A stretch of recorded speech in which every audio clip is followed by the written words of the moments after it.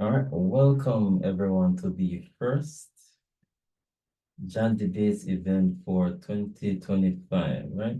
So as you all can see, we have our topic about, are Jamaicans in tech overpaid or underpaid? It's something that came to mind after we've concluded the 2024 survey. So as usual, I want to start things off by asking you, do you think Jamaicans in tech are overpaid or underpaid? You can unmute your mic and go ahead.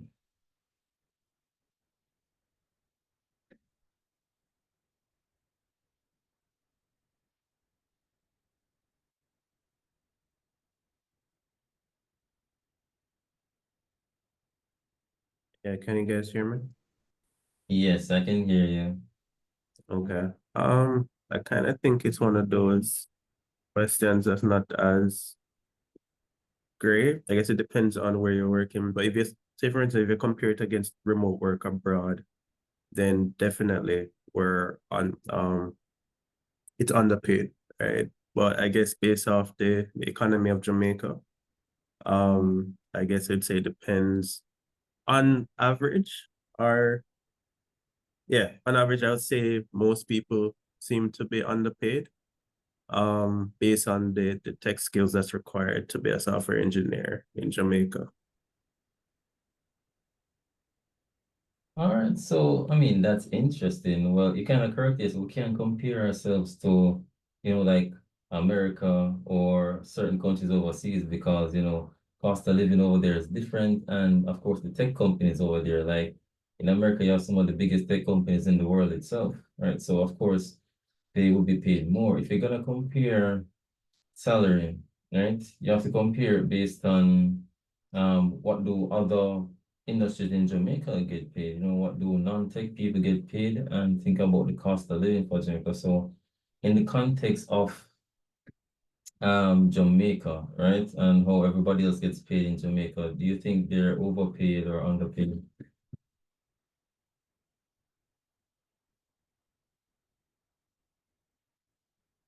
That question's for you. There's Angela, I think, said it earlier. Yeah, sorry. Repeat that part, the question. Oh, I was saying that we can't really compare Jamaica to America, right? Because, America has some of the biggest tech companies in the world, so they will be paid more. You'd have to compare Jamaica to other professions and jobs in Jamaica to find out whether or not Jamaicans in tech are overpaid or underpaid. So my question to you, right, was that based on what everybody else is getting paid, do you think we're overpaid or underpaid? I think based on when I answered the question when I was joining up for this meeting, I said I'm not sure. Based off the data here, it seems most persons are getting paid within the 2.6 to 3.5 million range, right? So that's the average. Based on the economy in Jamaica, I don't think that's just like fully sustainable, especially when it comes on to rent and everything that's involved with life. It becomes a struggle.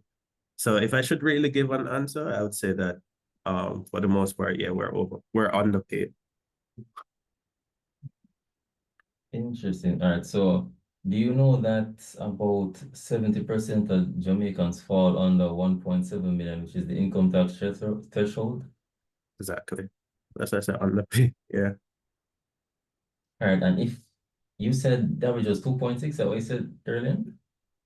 Uh yeah, based off what I'm Yeah, seeing based on from the data. yeah, based on the data, yeah. But I know So that if generally, the average is that most people get paid on the threshold, which is ridiculous.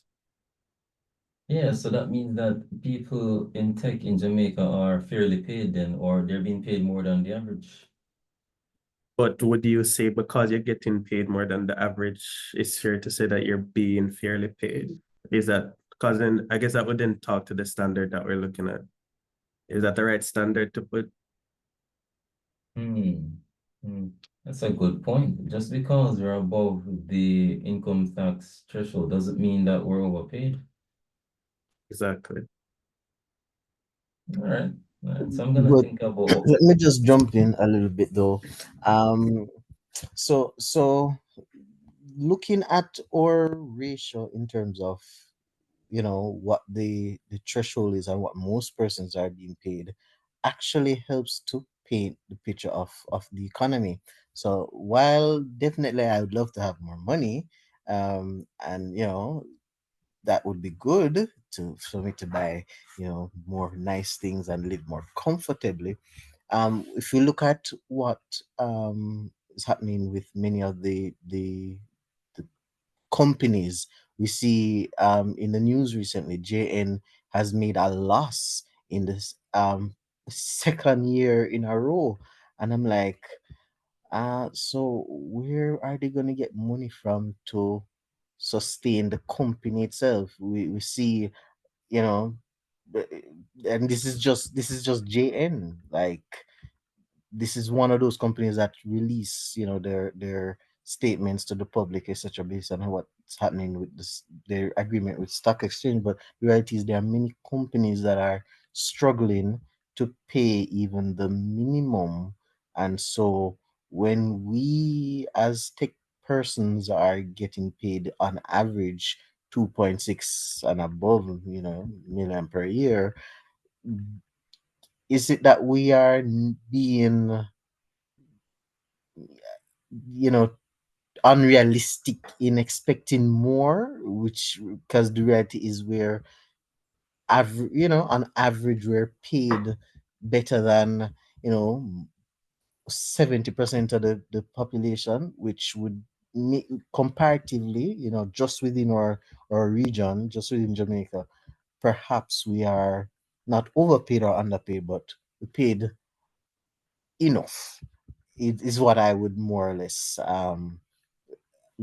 allude to, or have a inclination to, because the reality is many of the things that we do help to sustain the companies, or to ensure that the customers stay satisfied and stay with the different companies that we work with.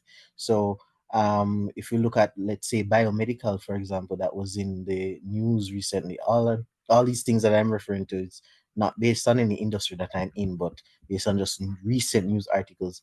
A lot of their clients have their data being exposed on the internet. If they have a strong IT technician in their company to be able to secure their data, that won't necessarily that's not something that's going to stop them from being attacked. But I think it would definitely help, and hopefully if the person is strong enough, it can, even if there's any little breach, it's not something that is so widespread. Let's put it that way, because the reality is, loopholes that exist in technology and so on. And that's why we have to constantly be improving. But long and short of what I'm saying, the person who sits as that technician for, let's say, biomed, that person is responsible for all of this data. I'd love to see what that person was paid and whether or not they can validly defend why they were paid so much. Because they got a breach. What were you doing? You're paid above the average of most Jamaicans. How did you defend your salary? Because one of the things that's happening too in many businesses that they say they hire us, they hire these tech people, and they don't see any value in what we're bringing to the company. So they think they're overpaying us generally. Not that I agree, because I think we're just about okay. All But right, so I'm gonna answer you soon, Alden, but I see Daniel Nelson has his hand up, so you can go ahead, Daniel. Yeah, I kind of just wanted to speak on the comment regarding the income tax threshold. I don't think that's a proper benchmark for like professional type of careers because generally, in most countries, the income tax threshold is for like low income earners to give them a bit of leeway to kind of present more opportunities for them to improve their own qualities of life or kind of have more economic mobility between social classes, have people moving up a bit easier. So I don't think having 70% of persons below the income tax threshold is really indicative of what We should be paid as professionals in our roles because uh, you would kind of assume that for like professionals who you would expect to be in around middle class or yeah, between lower middle class to upper middle class and so forth, they would kind of be in the tax bracket between like the first stage where people start paying taxes and like a higher stage where people would start paying taxes when they're making excessive amounts of money, like the 6 million that's our upper threshold for paying tax, which is at like 30% or something. So I don't think the 1.7 is really a good benchmark because really you would expect persons who would need like a college level degree because especially in Jamaica you need college level education for a lot of tech roles. You would expect them to fall within the income tax threshold, so they should be a bit higher. I don't think the lower limit should really reflect what we should be paid. I also think that 70% of persons making less than the tax threshold is kind of indicative of possibly a lot of persons flying out, brain drain, and possibly a lack of formal education beyond secondary. So that's my thoughts on that. All right, so let me answer Alvin first. So Alvin made an interesting point, right? A lot of persons in corporate are sometimes unable to see the value that let's say the head of technology brings, right? Value isn't as easy to translate. Well, actually no, let me not say it's not easy to translate the value. That tech people tend not to have the business acumen to say, hey, because we now have online signups, that's less persons walking into the bank and more persons easily opening accounts, which will lead to more bottom line and more profit, right? So what would need to happen, Alvin, is that you as a person in tech or whoever that person is at the company would have to be able to translate their value into numbers, right? Because these execs at companies, they work with profit, loss, they work with actual numbers. So as far as the JN case is concerned, we still don't know everything about what happened. That's a lot of sensitive data that's just now on the web for people to see, medical records. But we don't know if proper safeguards were followed, if proper protocols were followed. So we can't see whether or not that person on top deserves or didn't deserve the salary they were getting, right? 'Cause there's just so much that we still don't know. Next up, Daniel, you made a very good point, right? The truth is that Jamaica as a country, we've had a low income economy for a long time.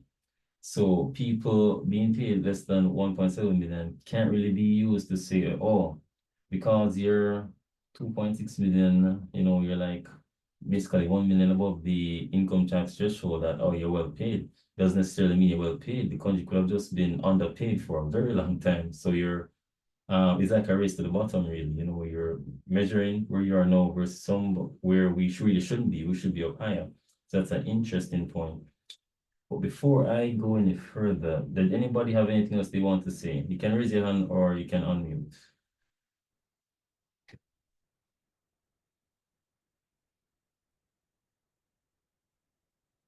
Well, I do want to read something in the chat. This is a comment. So I'm learning about the tech field currently. Right now, I am doing a boot camp, and we are encouraged to network with people in our community.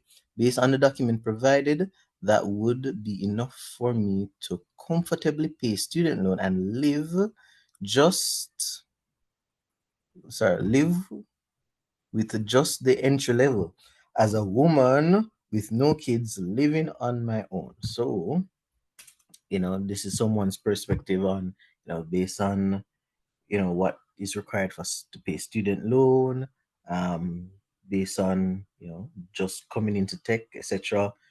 They'd be able to comfortably live. But one of the things that I'm curious to know, when we are, let's say we're paid more, do we actually see that increase? Because I've not that I'm old and in the tech industry for a long time, but I've been in several different roles, and for each role that I've moved in or I've transitioned from, looking back, I'm saying I used to get paid X and Y, and now I'm paid Z at a higher rate, but I don't see where the money go. So is it that we as soon as we get more money, we actually start living more expensively, and so we're always going to want more money and feel underpaid. All right. Yes, Daniel, go ahead. Yeah, I kind of want to speak about that because in the group I did mention this the other day and we had a brief discussion in terms of like lifestyle inflation. And to an extent, I do think there is a fair bit of lifestyle inflation in certain parts of the country. So, like the majority of Kingston, it has a much higher cost of living than the rest of the nation. I think it's a bit excessive in pricing, and that's because a lot of demand is there. I do think if persons explored other options like living a bit further out of the city, that could kind of mitigate some of the price increases because a lot of persons would be competing for the same resources, so there'd be less demand, so that could possibly drive down a fair bit of the cost. But overall, from what I've seen, a lot of persons who seem to make in excess of like 200K a month, they seem to normalize making higher standard of living type of financial decisions and budgeting. So things like getting more expensive cars, more expensive apartments, things like that. But a person who makes like less, they would kind of settle with a less quality car or less quality apartment, maybe a bit further from the center of the city and stuff like that. So I think a lot of persons' decisions actually drive inflation in those extent. I think it's not even a Jamaican thing. I think it's a global phenomenon where people just kind of focus on living in urban areas. I am a bit guilty of this because I have a mentality in the back of my mind where I kind of have to find a place in Kingston. So when before I was able to more likely be able to afford places here, I was saying, it would have made more sense if we just like live outside of the town area and just like drive in that place when I have business to do or for go work. But living kind of central to the whole place, I got a bit like comfortable. So I am less likely to compromise with that. Like mentally speaking, like conceptually in my head, I know it's logical to get somewhere a bit further, but due to how much comfort I have with how close I am to a lot of the amenities, I just kind of get accustomed to that, and that might actually spill over to other parts of how I live potentially, like food and stuff like that. Yeah, and since I've been able to afford it, I've kind of eaten out a lot more than I used to. So I think that's a very big factor. All right, Al, Jeremy, you can go ahead.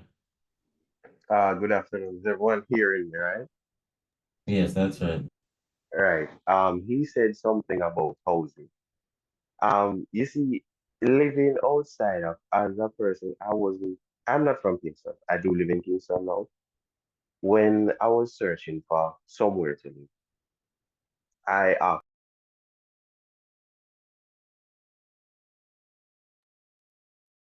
I think you muted yourself.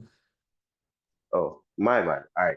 So as I said, I was looking for somewhere and I asked for help to find somewhere to live in Kingston or around because my go-to was Portland, Sunset City, Sun Sun City. So the thing is, living outside of Kingston is a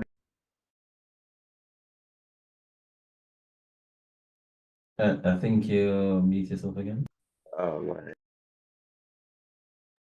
right, so as I was saying, the time you would spend to leave the house to work and then to go back home I cannot sit in traffic for an hour. Most of the people who live in Kingston sit in traffic for at least 30 minutes every day, right? So, and the Prime Minister did raise this concern that there's a housing crisis because everyone wants to live in Kingston. Reason being, all the works are in Kingston. So, and you want to live closer to where you work because you pay less gas if you drive or you pay less fare if you take a cab, right? So I don't think that moving away from Kingston would be a viable option for everyone. Danny, oh, Jermaine, did you finish? You kind of went quiet. I'm finished. Okay, so no, I saw a hand a while ago. Yeah, that was mine. I kind of wanted to comment on that. I just wanted to say that a lot of persons have the option of remote work, so it could be a fair compromise in terms of like considering how much time you can spend. So yeah, an hour is a long time, but if you only have to go in like 2 days a week, it might be worth it to get a nicer place somewhere a bit further. So like the majority of your week is spent in a place that's kind of nicer, as well as not paying as much like total for your rent and transportation. Well, transportation will go up, but rent could go down. So I think there's a balance there, and a lot of persons could consider that a bit more, I think, possibly, but I might be Uh, biased. All right, so I don't want us to stray too far from the current point, but I'm gonna just I'm gonna just a few things that I heard, right? So transportation. The truth is, not everybody really wants to live in Kingston, but as one of you said, Kingston is where the jobs are. So the solution is put the jobs outside of Kingston. If you develop the other parishes, then people won't have to travel to Kingston. So you see things like St. Thomas, which around the urban center should be finished in about a month or two. You know that St. Thomas will have its first KFC, so that some persons in St. Thomas, they want KFC, they don't have to travel to Kingston. They can just go to the Mark Bay Urban Center. Guess what? KFC is gonna need workers, and where are they gonna hire workers from? More than likely people in St. Thomas. So once that is open, and as you guys know, if you want St. Thomas KFC, there's that brand new road running to St. Thomas, which makes it easier. So that new road opens up a gateway for businesses to easily reach to go back and forth between St. Thomas and Kingston, which is good for business. Some persons will opt to set up business in Kingston, or mentioned KFC, and government infrastructure like the urban center will facilitate many other businesses, and they're going to have a section for micro and medium-sized businesses. So as we see currently happening, the rest of the parishes are being developed, and businesses are going there, and persons will be able to work there, so they don't have to come into Kingston. So I can see a future where we have a lot less traffic going into Kingston because persons can just, get up, walk go down the road, go to work. Of course, I'm exaggerating, but stay in their parishes and work, which should ease some pressure on the road. But I wanna take it back a bit, right? What can we use as a benchmark to say whether or not somebody is being fairly compensated or overpaid? Let me hear from you all. You can raise your hands. All right, so I'll see Jermaine's hand first. Go ahead, Jermaine. All right, so I was the person who did the Power BI. I did the data, right? So I know what it looks like. And I can say that it has a lot to do with education, right? Because majority has a bachelor's degree, right? Then I think 22 has a master's, and the rest are high school diplomas and other certificates, right? So what I'm saying is I believe that education has a factor to do with it and experience, right? And the fact that we're some of them, as I said, I did the data, some of them don't even write code. And majority of who don't even write code are the person that are getting over the two. over between 2.6 and over. That's interesting. Let me hear Daniel before I comment. Okay, so just to clarify, the question was what we could use as a benchmark for what is a proper salary. No, benchmark to gauge whether or not somebody is, well, of course, proper salary, yes, but overpaid or underpaid. Prior, we were saying, income tax threshold is like 1.7. Oh, uh, I would kind of say standard of living. So I would use like inflation metrics and cost of certain aspects of life to actually say if somebody over or underpaid. I would kind of assume that once you reach certain level of education, you can do certain, you would have a bit of space to do certain things. So if I were to talk about it from the base, like somebody who's a high school graduate, I think they should have enough money to like live effectively to a decent extent, possibly can afford a room for themselves and be able to afford groceries like and stuff like that. Possibly if them save, buy a car. So where I would say someone with a bachelor's degree would actually be in terms of their budget, I would say somewhat higher in terms of their standard of living, what they're able to achieve. So possibly they can invest in some side business or they can buy a car a little bit easier. And at that point, I think you should be able to afford a house. But global housing markets are kind of messed up, so that makes it a bit more difficult. I would say, yeah, that's a good metric. What kind of assets you can own? So like I think that someone with a college degree should be able to own larger assets, if that makes sense. Yeah, yeah, yeah, yeah. Des Angelo, you can go ahead. All right. My point kind of follows with what Daniel was saying. Well, whereas that scale is kind of a two end of a threshold, or two end of the scale where one is underpaid and one is overpaid, versus I guess when you just paid enough, that was discussed earlier. But there are different factors we'd have to consider. Of course, that person's standard of living. Some people um have their standard of living high. So of course they're going to aim for a lot of more expensive stuff.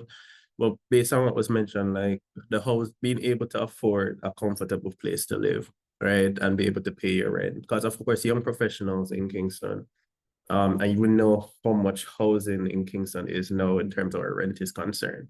Right. And I know a lot of companies do know this as well, right? So with considering all of that information, um, being able to compensate your employees enough so they're able to afford housing, comfortable housing. Um, of course, grocery and food prices are also going up. So being able to afford groceries to eat, right? So those are essential stuff. And how far can those groceries carry you to, essentially? Because if I'm supposed to just use experience, right? Imagine you're at the groceries. For me, I spend $30,000 for grocery, and even looking at the stuff that you get, it feels as if it can't last you, right? Even when you focus on meat and everything on that line, it's like it's ridiculous how grocery has just skyrocketed. So I know a lot of these things are out of companies, and it really comes down to the economy and just government institution that's driving all of those things there. So it's kind of just hard to kind of evaluate all of this and say, okay, everybody should be getting this amount to be comfortable. But I do believe that those are the essential stuff. I mean, like a basic rent a place in Kingston that's comfortable. You're looking at places that cost over 50K, but even so, it depends on the type of housing arrangement that you want to be in. Do you want to be sharing anything with anybody? Right? I guess it depends on all that. You have to be careful who you're sharing stuff with, because not everybody's as clean or as comfortable to live with. So if you really want to be comfortable, you're looking at a single room apartment or a single room place, and that's going up from 60, 70K upwards, right? So imagine considering all of that in your salary and being able to pay all of that. So yeah, that's my point. That's my opinion on the topic. Okay, so by the way, people, if you guys wanna, comment on anything anybody has said, you can go ahead. Also, in the meantime, I want you to go in the chat and type what you think a fair yearly salary is, fairly paid yearly salary. So all of you on the call, you can go in the chat and type, if you think 2.6 is fairly paid, then go ahead and do that. Daniel, you can go ahead. Yeah, so I kind of want to add what the last person said because I did miss out on a very important aspect, but I do think if you're a professional, you should be able to support someone else or at least be able to consider starting a family because a lot of places are having like population crisis with like not being replaced fast enough. But I do think that it is a bad sign for governments to say that, but not, people in the professional class can't even afford to do that. That would mean that everybody below that would be struggling. So if these persons can't afford to make their family feel comfortable and safe, I think that is a bad sign for the economy as a whole. All right, let me hit a couple. Actually, hold on. Daniel, you're about to say something? Oh, no, no, I was trying to turn off the hand. Initially, was asking if there are any comparisons about the private sector and public sector pay. So, I think who did the Power BI data analysis again? Remind me again.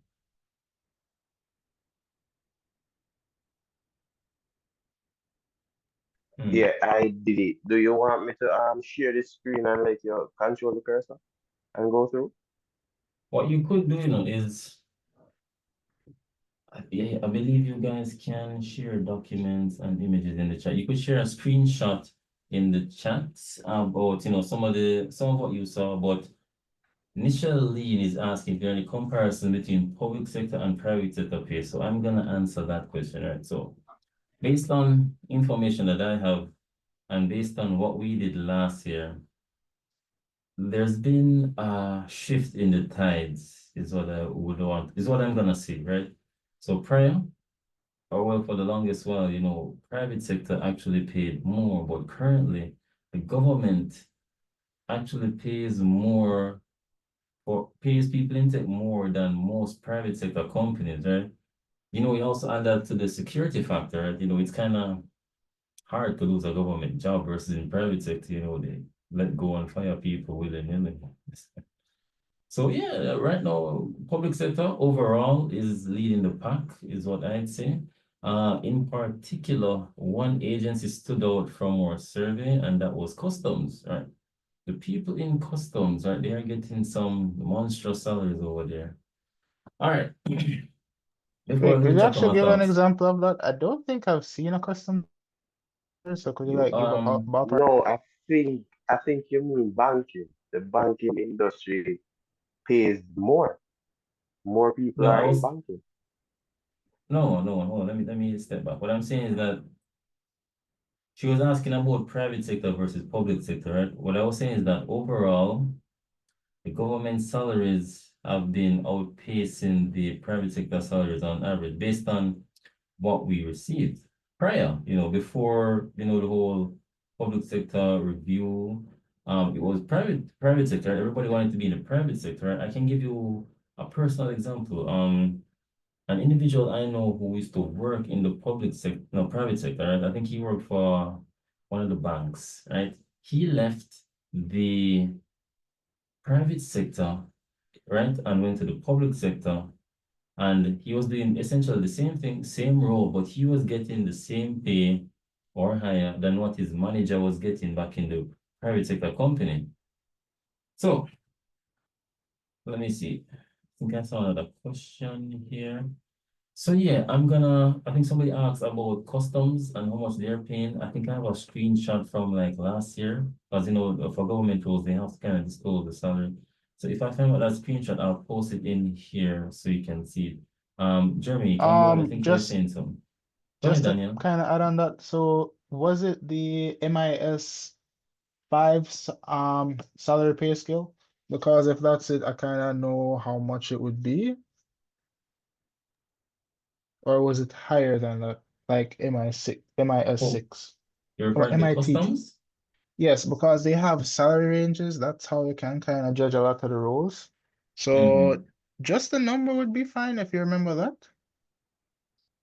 So I'm gonna do a check. I'm gonna look back, but I think somebody else wanted to speak earlier. So I'm gonna check my documents to see if I can find, right? all right, no Was problem. anybody, Emma, was anybody saying something earlier? I feel like someone unmuted. Oh, Jermaine, right. I was asking you if you could like share a screenshot or two based on, your Power BI analysis of our survey last year. I would recommend just sharing the screen and let Mm-hmm. you have access to the most. Remember, Power BI has drilled through and a lot of data and slices and filters. So me sending you a screenshot is just like me doing it in Python. Okay. If that's okay Okay. with you. Yes. Go ahead. I have a question in the meantime though. How many Mm-hmm. responses overall did we get um on the surveys? 'Cause I know that some of these things, say for instance, salary trend by the top 10 job titles. Yeah, see, most of the responses come to like 14 saying this particular thing. I guess just having a holistic view of how many responses overall or how many persons would you know participated in the survey. I guess that gives some context. Let me check on that for you. How many responses we got?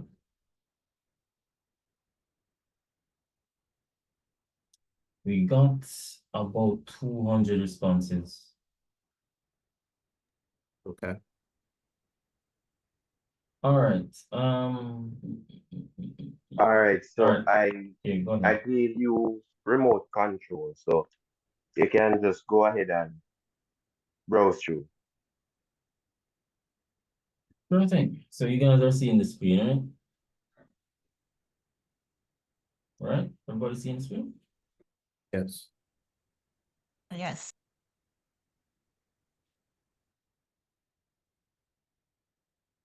Oh, yes, I am.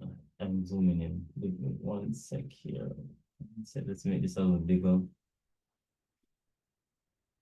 All right. So let's see. Where do you want to start? Average hours worked by tech professionals. 40.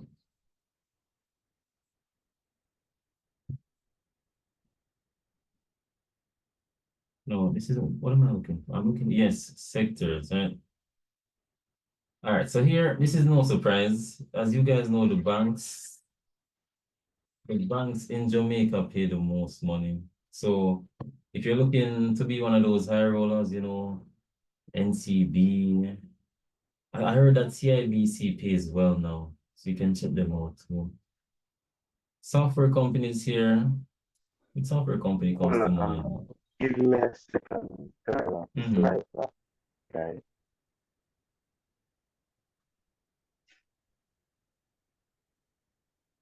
Okay.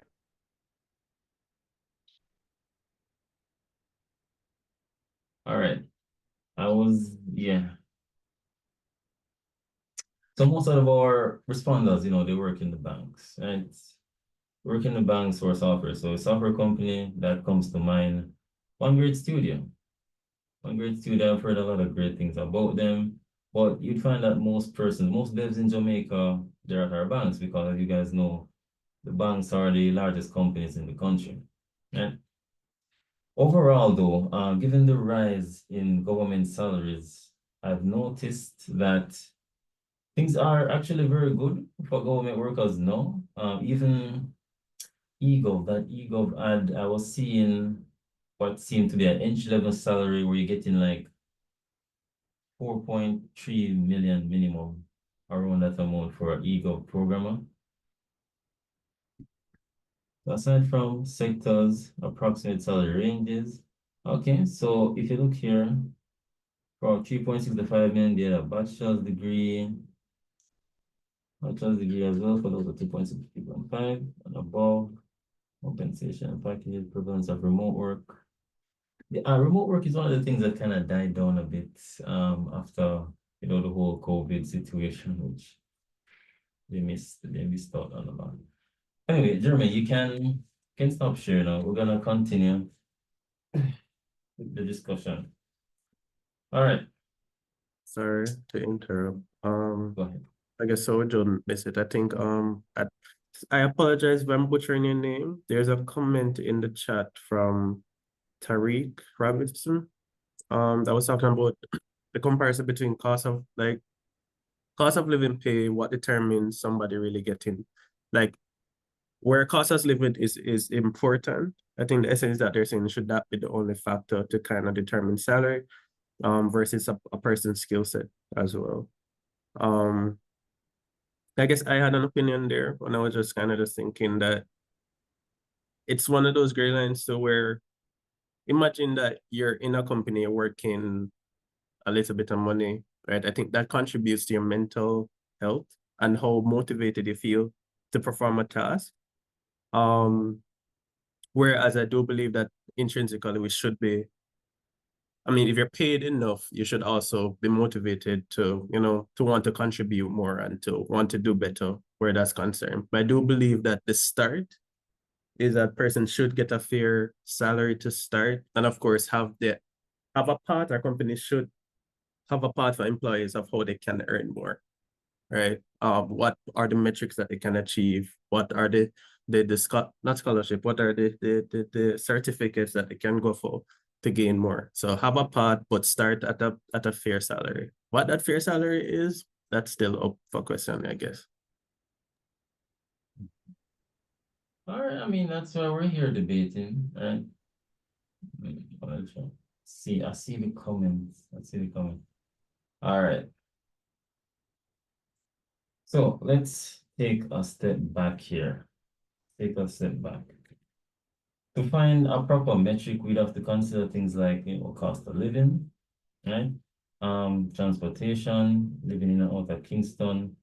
But at the end of the day, now, what we really want for our people isn't for them to be barely scraping by. We would want them to, be living well, is what I'll say, right? Because, people in tech, there's a lot of pressure. You're under a lot of pressure, and it's a very stressful job. So you can expect these people to be paid more. You expect them to be paid fairly as well. Otherwise, you'll have situations where people just get up and go overseas.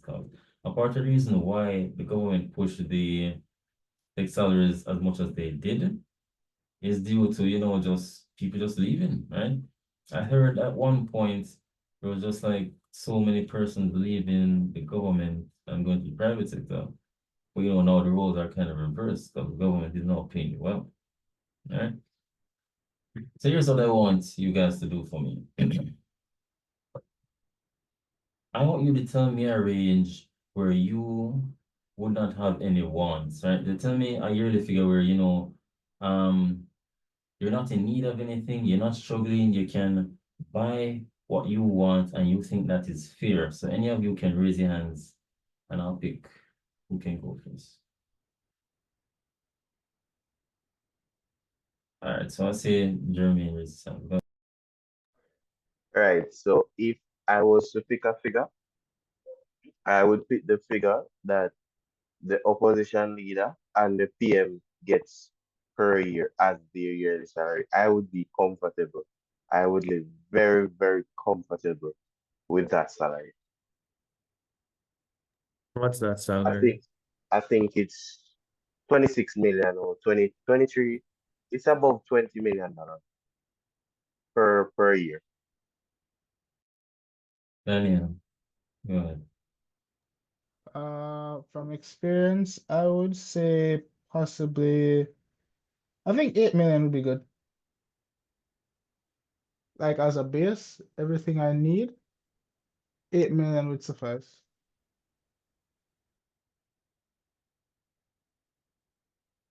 All right. Anybody else? They're interesting figures so far. What anybody else wants to tell us? Let me see in the chat here. I think I agree with that 8 million thing as well, considering tax. So once everything come out, I think if you're working 8 million, you should be getting over 500K a month after tax, I believe. But then I think, correct me if I'm wrong, Daniel, that's right. I think Um, it barely touches 500,000 a month. you see there? So that's the thing there. So plus, once you go over another threshold, income tax go up again. So yeah, I think 8 million should suffice to be comfortable. For me to, yeah, I think I'll be comfortable with a $8 million salary. All right, I see somebody's asking, what would that person be? Would you be entry level? Would you be a manager? Who would like to answer that?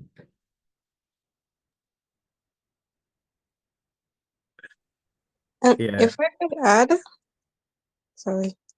So I was the one asking Michelle here, the position, the role, how many years of experience, what is the specialty? And since the figure breaks it down by the industry, maybe even looking at the industry, because we know different industries pay different amount. I'm just trying to get a good idea. Is this broad across tech? And even if it's broad, I still want to have an idea like what is entry level? What is a specialist? What is a manager? What is a contract employee? So So we're gonna stay on top. We're talking about tech here, tech workers.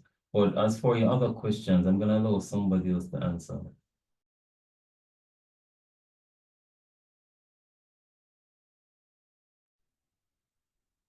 Who wants to take on Michelle's question? Can you reiterate what the question was? Just to, I guess, everybody's on the same page. I can do that. So back to the original question, what's a good amount to be paid? I want to know, what are you saying you should be paid associated with the role, with years of experience, or if you want to add a specialty as well? So something with specificity so I can have a more clear idea, because I don't think entry level would be getting 8 million. Well, 8 million, that would be like possible junior to senior. That's what I think a senior dev to make, a senior dev should make. But if you're like in a managerial or tech lead role, I think you should make like 8 digits, so 10 million and beyond. That is what I think would be adequate. Reason why I'm even saying these numbers is because of all the information about like our pay scales compared to other countries and the globalization of the whole tech market, I do think that that is what we possibly should be paid.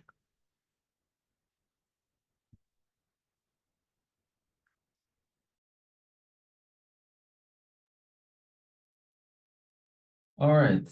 I Also, mean, these are some. Go there's, ahead, Desangelo.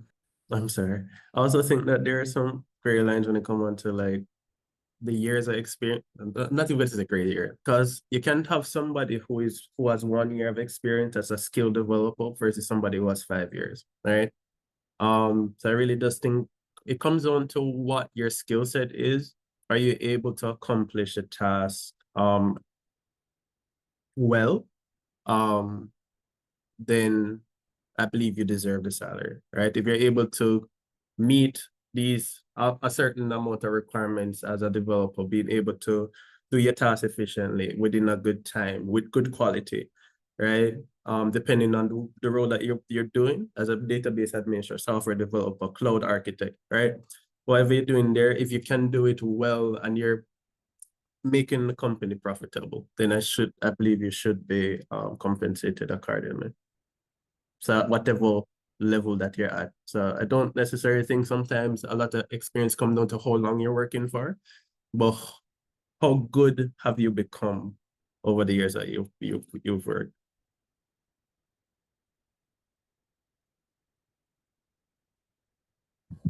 Hold on, guys. Just something to add.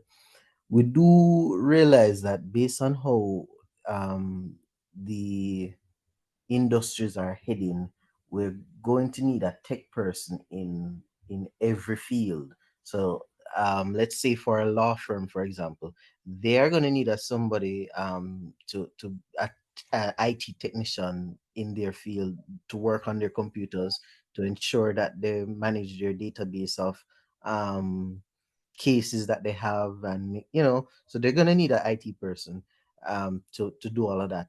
Um, we can look at a plumber. No, they need to also get manage their customer information to ensure that it's protected from cybersecurity threats, etc.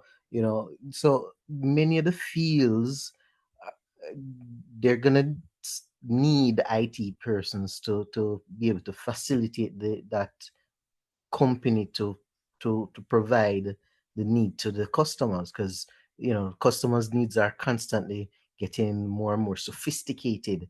There was a time when banking, all you need was a book, and you go in and you stamp it.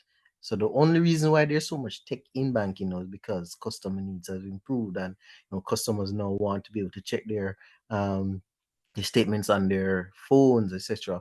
So if it is that we believe that comfortably 8 million is what tech persons need to survive, how are some of these companies that are going to be able to pay us The as question wasn't about survival, it was about living comfortably. Survival is a different matter, but what he asked specifically was how much you would need to not have any more wants. And I said 8 million because that would cover the basis of most persons' wants. Housing, amenities, transportation, clothing, stuff like that. okay, okay. May I jump in a bit?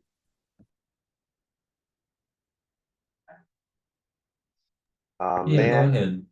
Go All ahead. right, so this conversation was tabled in a meeting the other day, well, last year at work. So with the new data privacy law that came in, I think it was effective last year, sometime around November there, I don't remember. It requires every company that handles data, especially customers, and almost every company handles customer data, right? So every company must have a data protection officer, right? So they were saying that in the meeting, it is cheaper to outsource the data protection officer because the IT administrator and the database administrator cannot be the data protection officer. So they were saying it's cheaper to outsource the data protection officer, right? So you see, in the near future, there will be many companies in Jamaica who will need to outsource a data protection officer. For example, a small shipping company, they need a data protection officer, but can they afford to give a data protection officer a salary of, because that salary will be around 2 mil up, right? Can a small shipping company afford to do that? Can a medium-sized shipping company afford to do that? Right? So it was discussed that it is cheaper to get a contract worker, let him come in, do the data protection policy, write up the job. He will be in for like a month, and you just pay him for that month as opposed to having him on staff forever. So I don't think that that would be the case, seeing as most companies will outsource and these companies would take reference from other companies. So if you don't have any links, I don't think you would get a call say, hey, come and do my data protection policy. Because I would just normally go with who I am going with, who I've had recommendation, who I've heard good about, right? So a company offering data protection policy would be a very good company to start right now in Jamaica. Okay, that sounds like a plan. Who wishes me to start a company?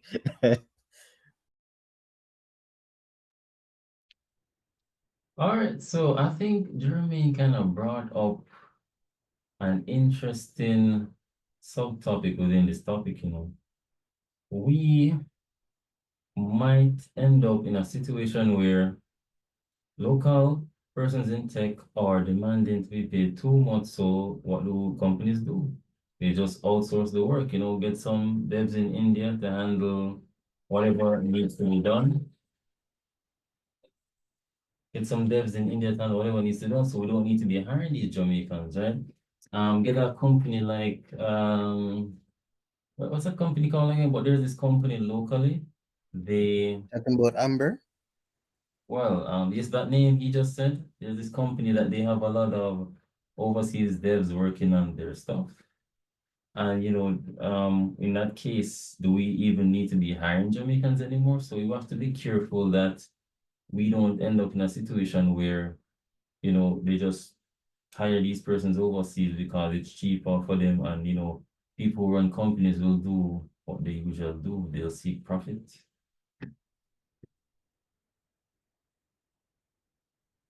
So then, let's bring it back 2 steps.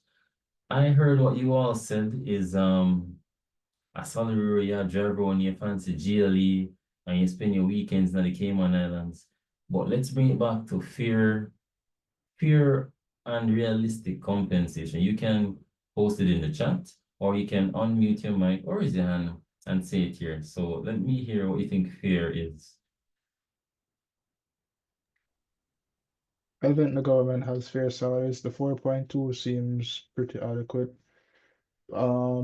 Possibly a lot of companies might struggle to actually reaching those levels of compensation, but I think for professional individuals, that's a good range to actually start them at. So you did say to keep it in tech, but I think like for all professionals, that seems like a good starting range, that the 4.2, just around that general area, that is fair for a good amount of persons in a good amount of positions, and I think that's where a lot more persons should be. You're creating another problem here. There's a reason why I said keep it in tech. So here's the plain truth. Some roles add more value than others. Some roles have an opportunity to, let's say, scale more than others, right? Every professional cannot be getting that base you're saying, because it kind of waters down certain other professional. Let's say I'm doing some basic entry level task and I'm getting paid like what did he say, 4.2 million? No. And then the man who's in his high stress job programming on some critical infrastructure is getting paid the same 4.2 million. We don't want to create that kind of environment. That is why I said around that. So I think as a median, that should be where the professional class should be paid. So if it's like 1 million less or 1 million more for the entry level for various roles, I think that is where it should be, and that's what is reasonable. Because 2.6 million, that's relatively low, I would kind of say. Well, if you live in a Kingston, that kind of low. Rest of the country, possibly that could be sufficient, maybe, but just a look at the cost of living and everything and inflation in our recent years. So that's why I'm kind of put it here. So All right. I'm gonna address a couple things in the chat. So Daniel mentioned that, public sector workers now have a lot of high rollers, as you guys can probably tell. Us as Indians are cheap and we work over 8 hours. Do members of the tech community deal with being overworked and underpaid? Yes, that is an issue, which is gonna lead to another subtopic, and that's burnout. Right? Tech burnout happens to people in Jamaica and overseas. Eventually the stress gets to you and you just stop functioning properly, right? You stop functioning properly and you're just so wasted that you need some time away from work. For some persons, the burnout is so bad that their health drops really rapidly and they end up in the hospital. So we do have an issue, and people, make sure you take care of yourself, because trust me, that hospital bill is massive. I see where who's this? Algerine said I'm a project coordinator and 2.3 to 3 million would be all right for me, fairly compensated. No, that's interesting. I don't write code, and it's mostly meetings and checkups. Okay. All right. So 2.3 to 3 million. I think I'd like to hear from somebody who hasn't spoken as it. Is there anybody who would like to jump in and give their thoughts on the issue, on the topic?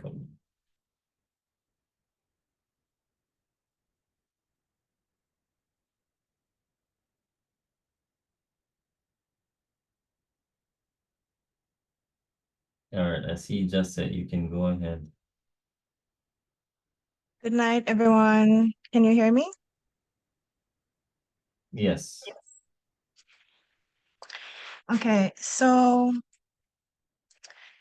I have to say though that I wrote in the chat that like 8 million over 8 million would be like a good compensation. And then I couldn't help but notice that when you were addressing the first part of Daniel's summary, what Daniel said earlier, you said that it's unrealistic.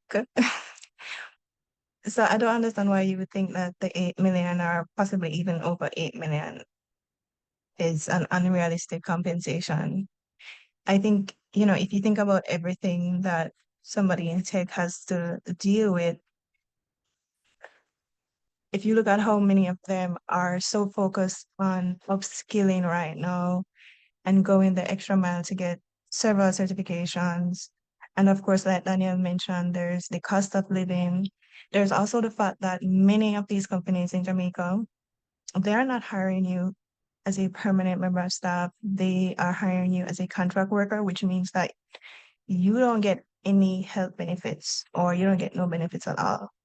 For instance, one of my first jobs, I was also a contract worker, so I had to do like my own health plan. So of course I had to pay for that out of pocket. I didn't have a car back then, and transportation was already very high.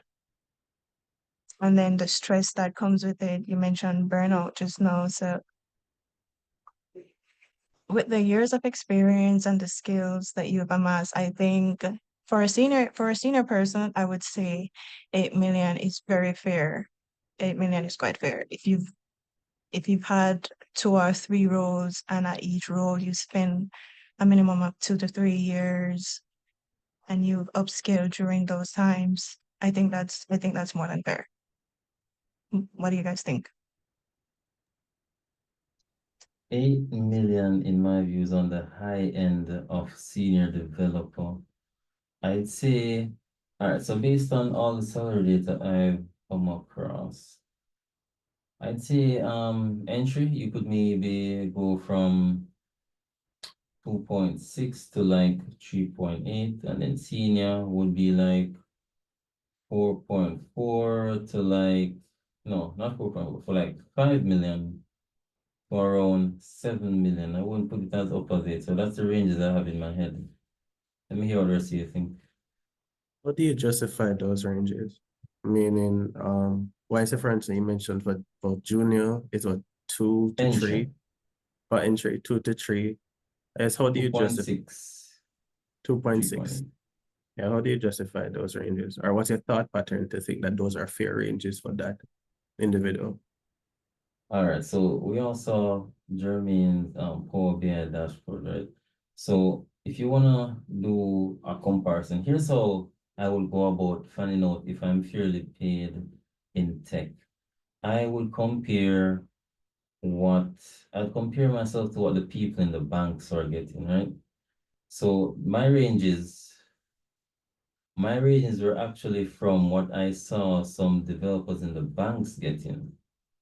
So if I'm seeing what these people in the banks are getting, and the banks are paying people essentially the most in the country and hiring the most in the country, then heck, if I'm getting in these ranges, that means I'm being fairly compensated. Don't you agree? Let's see. Oh, just said I think you already spoke, so Jeremy, you can go. You mentioned something about entry level being 2.3 up or 2.6 up. I think I said 2.6 to 3.8. Yeah, I believe that's wrong because remember, this is a tech industry, right? This is Mm-hmm. a tech survey. Majority of us are, some of us don't code, right? I mean, I know Python and C and HMS, but it doesn't matter, right? But the Mm-hmm. easiest entry level job in tech is data entry, and that pay is around 1.2 million per year. I think Oh, what I he's see where you're saying going. still, Jeremy, Go ahead, Terry. Mm-hmm. yeah. I think what Jason is saying is that what he thinks is a justified rate for any entry-level tech professional is 2.6 upwards, not necessarily what is the current state of things. So you would argue that someone doing data entry should get 2.6 a month the least. Let me clarify my statement. So the ranges I gave you, I had programmer in my mind, right? Oh, okay. Well, no, that's a different topic. Yeah. So um roll it back. Yes. So if you're gonna justify whether or not you're overpaid or overpaid or underpaid, sorry, you'd have to use the cream of the crop then, the banks, essentially, because the banks hire most people as per our salary data. So according to the banks, if I'm getting like um let me drop at 3.3 in that range. That means I'm being fairly paid because I'm working in the sector where one, majority of my people are, two, the sector that also pays me the most. What do you guys think?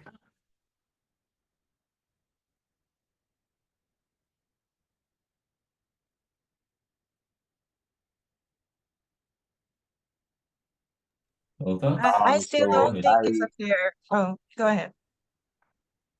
as he was saying, I just want to say this quick. I've never worked at a bank before. I've considered it. I've sent out resumes. They didn't call back. The thing is, majority of who did the survey, especially wants to go to NCB.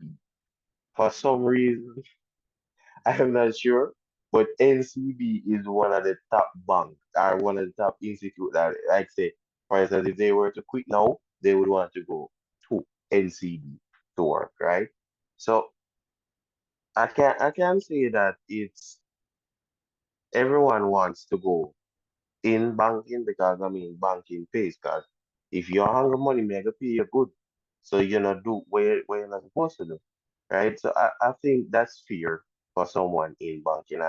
And I believe that's why most people are moving on to banking. And with banking, the team is larger, right? So the work is evenly shared. So it's not a case where, oh, well, you have a hefty workload, right? The work is even shared. I can tell you that. All right, before you go ahead, actually, no, go ahead first, Justin.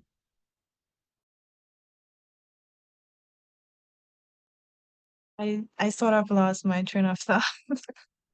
But bottom line though, I still don't think it's a fair compensation. I would just say that not because they're all like paying the same amount, I don't think that makes it fair.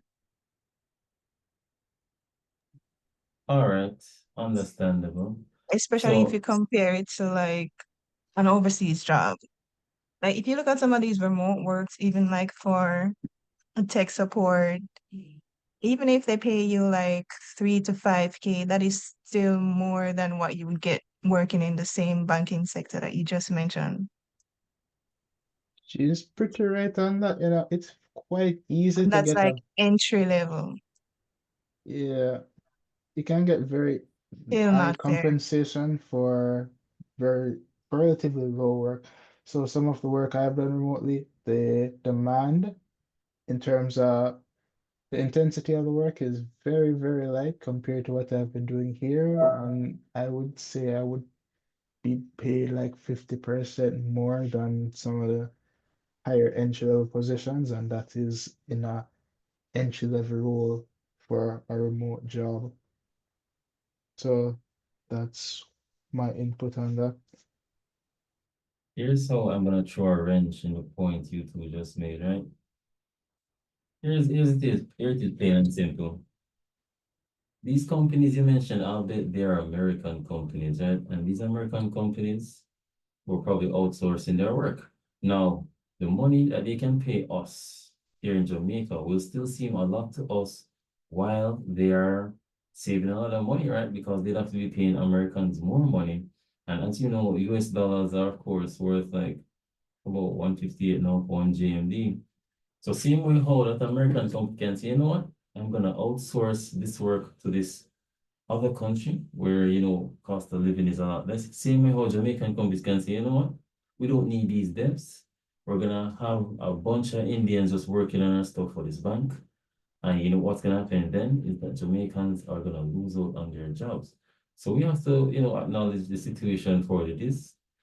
At the start of this meeting, I know I said we can't compare Jamaica to America because, one of the richest countries in the world and some of the most valuable tech companies in the world. So of course they can afford to do certain things, right?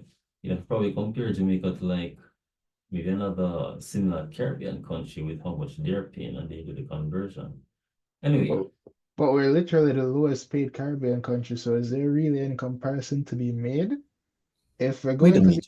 Haiti is still a Caribbean country. relax, Alvin, relax. Haiti is okay, still a Caribbean country. let's just call them the exception here. But if we're gonna go the route of saying we should only compare to other Caribbean countries, the report that has been published recently, that I think we really should get a copy of, is that we have been compensated the least in terms of, or yeah, the least relative to other countries. So that is a wrench in your counterpoint because even if we don't compare to America, supposedly if we start comparing to other Caribbean countries, we would still be paid less. I would I'll address argue that that soon. that Hold has on, Jeremy, hold on. Yes, so I'll address you soon, Daniel, but Jeremy, you can go ahead and then this, Angela, you can go after him. I would argue that that has a lot to do with our how the dollar is doing, right? Because compare the Jamaican dollar to the US dollar goes up every single day.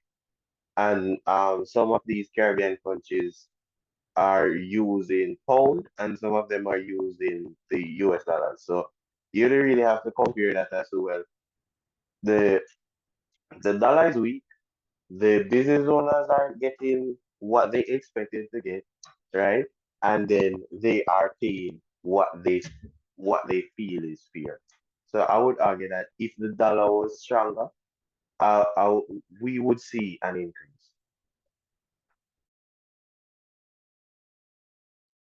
There's Angela, go ahead. Yeah, I think some points that was made earlier are kind of seem like they're gravitating in favor of a company versus we as tech workers. So just as how you're mentioning that, of course, companies are outsourcing because hey, they're trying to lower their operational costs. There are a lot of factors to play in that, which I won't get into for this conversation. But I think like instead of pointing, I guess, the discussion to what the company should be doing for their betterment, it's kind of like, okay, how do they compensate us for the hard work that we're putting in? And just as the different things they're saying, it's a hard job. Programming is a very hard job, right? You have to stay on top of your game. It's very stressful. You have to be working overtime. It's mentally straining, right? So based off all of that, a fair compensation for a programmer, yeah, you'd have to look at that versus say, okay, the company is outsourcing. So just as the example that Joseph made regarding like an abroad company, I have a friend who is making, well, he has a remote job from a abroad company. Of course, they probably pay 80K a year. If you do the comparison, it's kind of like a 5K a month.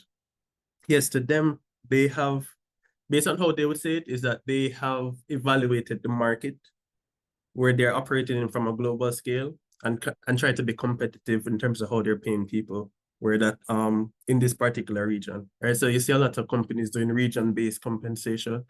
If you compare that to a Jamaica, because the same person who is doing the same amount of job is getting this amount of money versus somebody locally who is doing the same amount of work or more, that's getting less, right? Yes, the Jamaican economy and the American economy is different, but we are say in terms of like employees are tech workers, developers, they're going to feel more fairly compensated for the work that they're doing working for remotely for American company over, say, for instance, a bank or NCB that's paying you less for the same work, right? So yeah, in terms of compensation fairly, I do think like the 2.6 to 3 as an entry level is low. Especially you know that the work that you get to still have to put in as a programmer. You're just coming in, yeah. It depends on what you call entry level then, right? So yeah, that's my opinion. Entry level is fresh out of college, essentially, less than 1 year experience. I think actually, I was supposed to address a couple things. Hold on. Daniel made an interesting point, and I read that article about the study that was done. So for those of you who don't know, this Caribbean company, they did salary comparison across several Caribbean islands. I think they did a study in like 2023 or before, and they published that Jamaica had one of the lowest salary ranges in the region. So I had a lot of issues. I had a lot of issues with that study because in the article they stated that they reached out to certain institutions, particularly the banks, and they didn't get responses for several institutions. Something else you have to bear in mind is that the government salary restructuring happened around 2023, 24. So I think that missed it as well. So they're engaging Jamaica before they shift in the market that the government pushed. So I can't reliably use what their study did until maybe if they do a recent study now and include like government salaries and actually get in touch with the banks, then I could say, okay, this is credible, but I can't really substantiate that Jamaica of today is the same Jamaica back in like 2023, early or late 2022. Did anybody have something that I think I saw somebody on mute?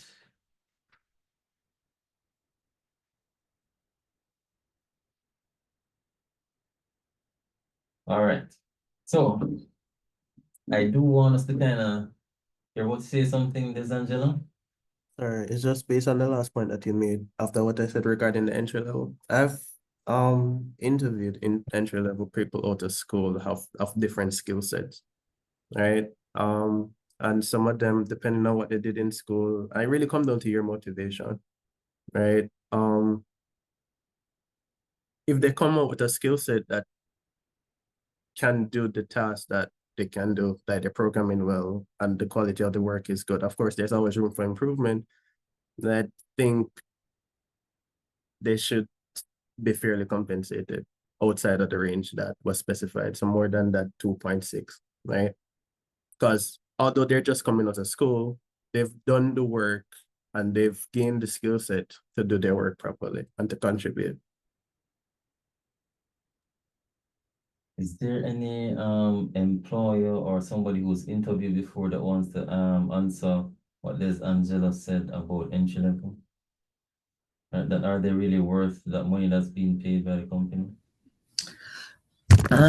So I'm just speaking not because I've employed people, but just from a outside looking in, you are in a job for a year or two, someone just fresh out of university or whatever entry level come and apply, and because they've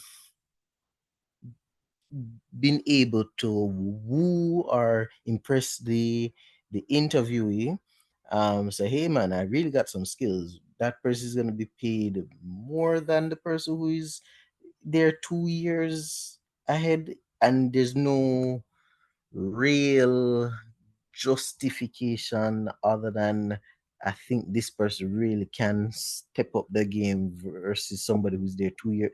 We know that that can happen in real life for persons with at least a certificate. difference or so on.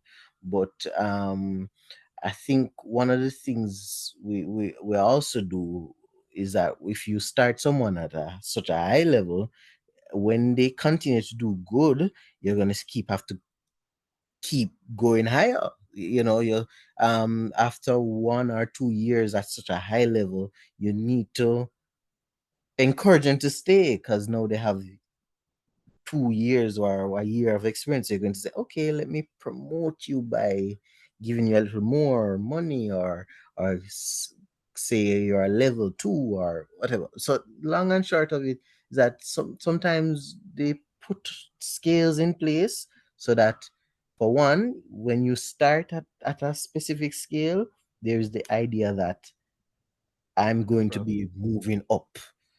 I'm not gonna stay at that scale. So if someone just entering, just coming in and they're starting at 2.8, or and they're just fresh out of university, within 2 years they need to be at maybe like a 3.5, and in another 2 years they do what they're at, what, 5 point something,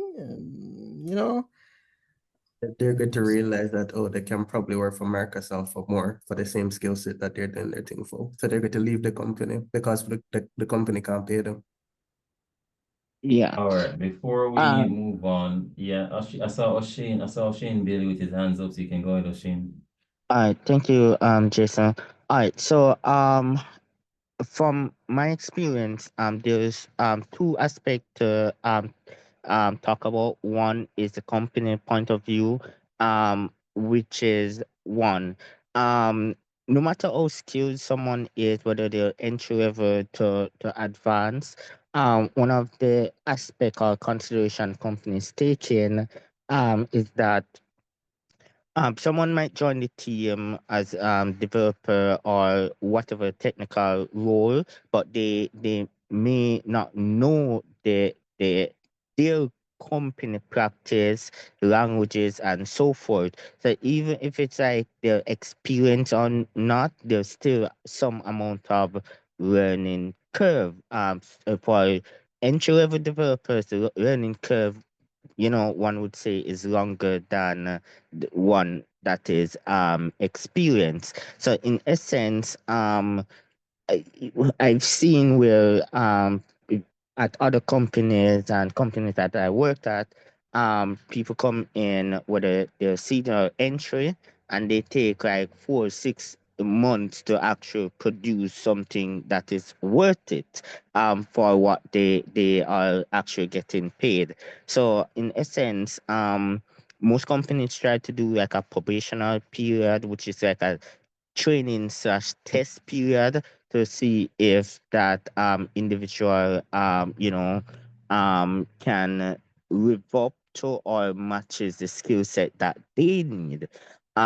So a lot of time companies, you know, let go of people because they can't find anything for that person to do, or the quality of work is not up to par.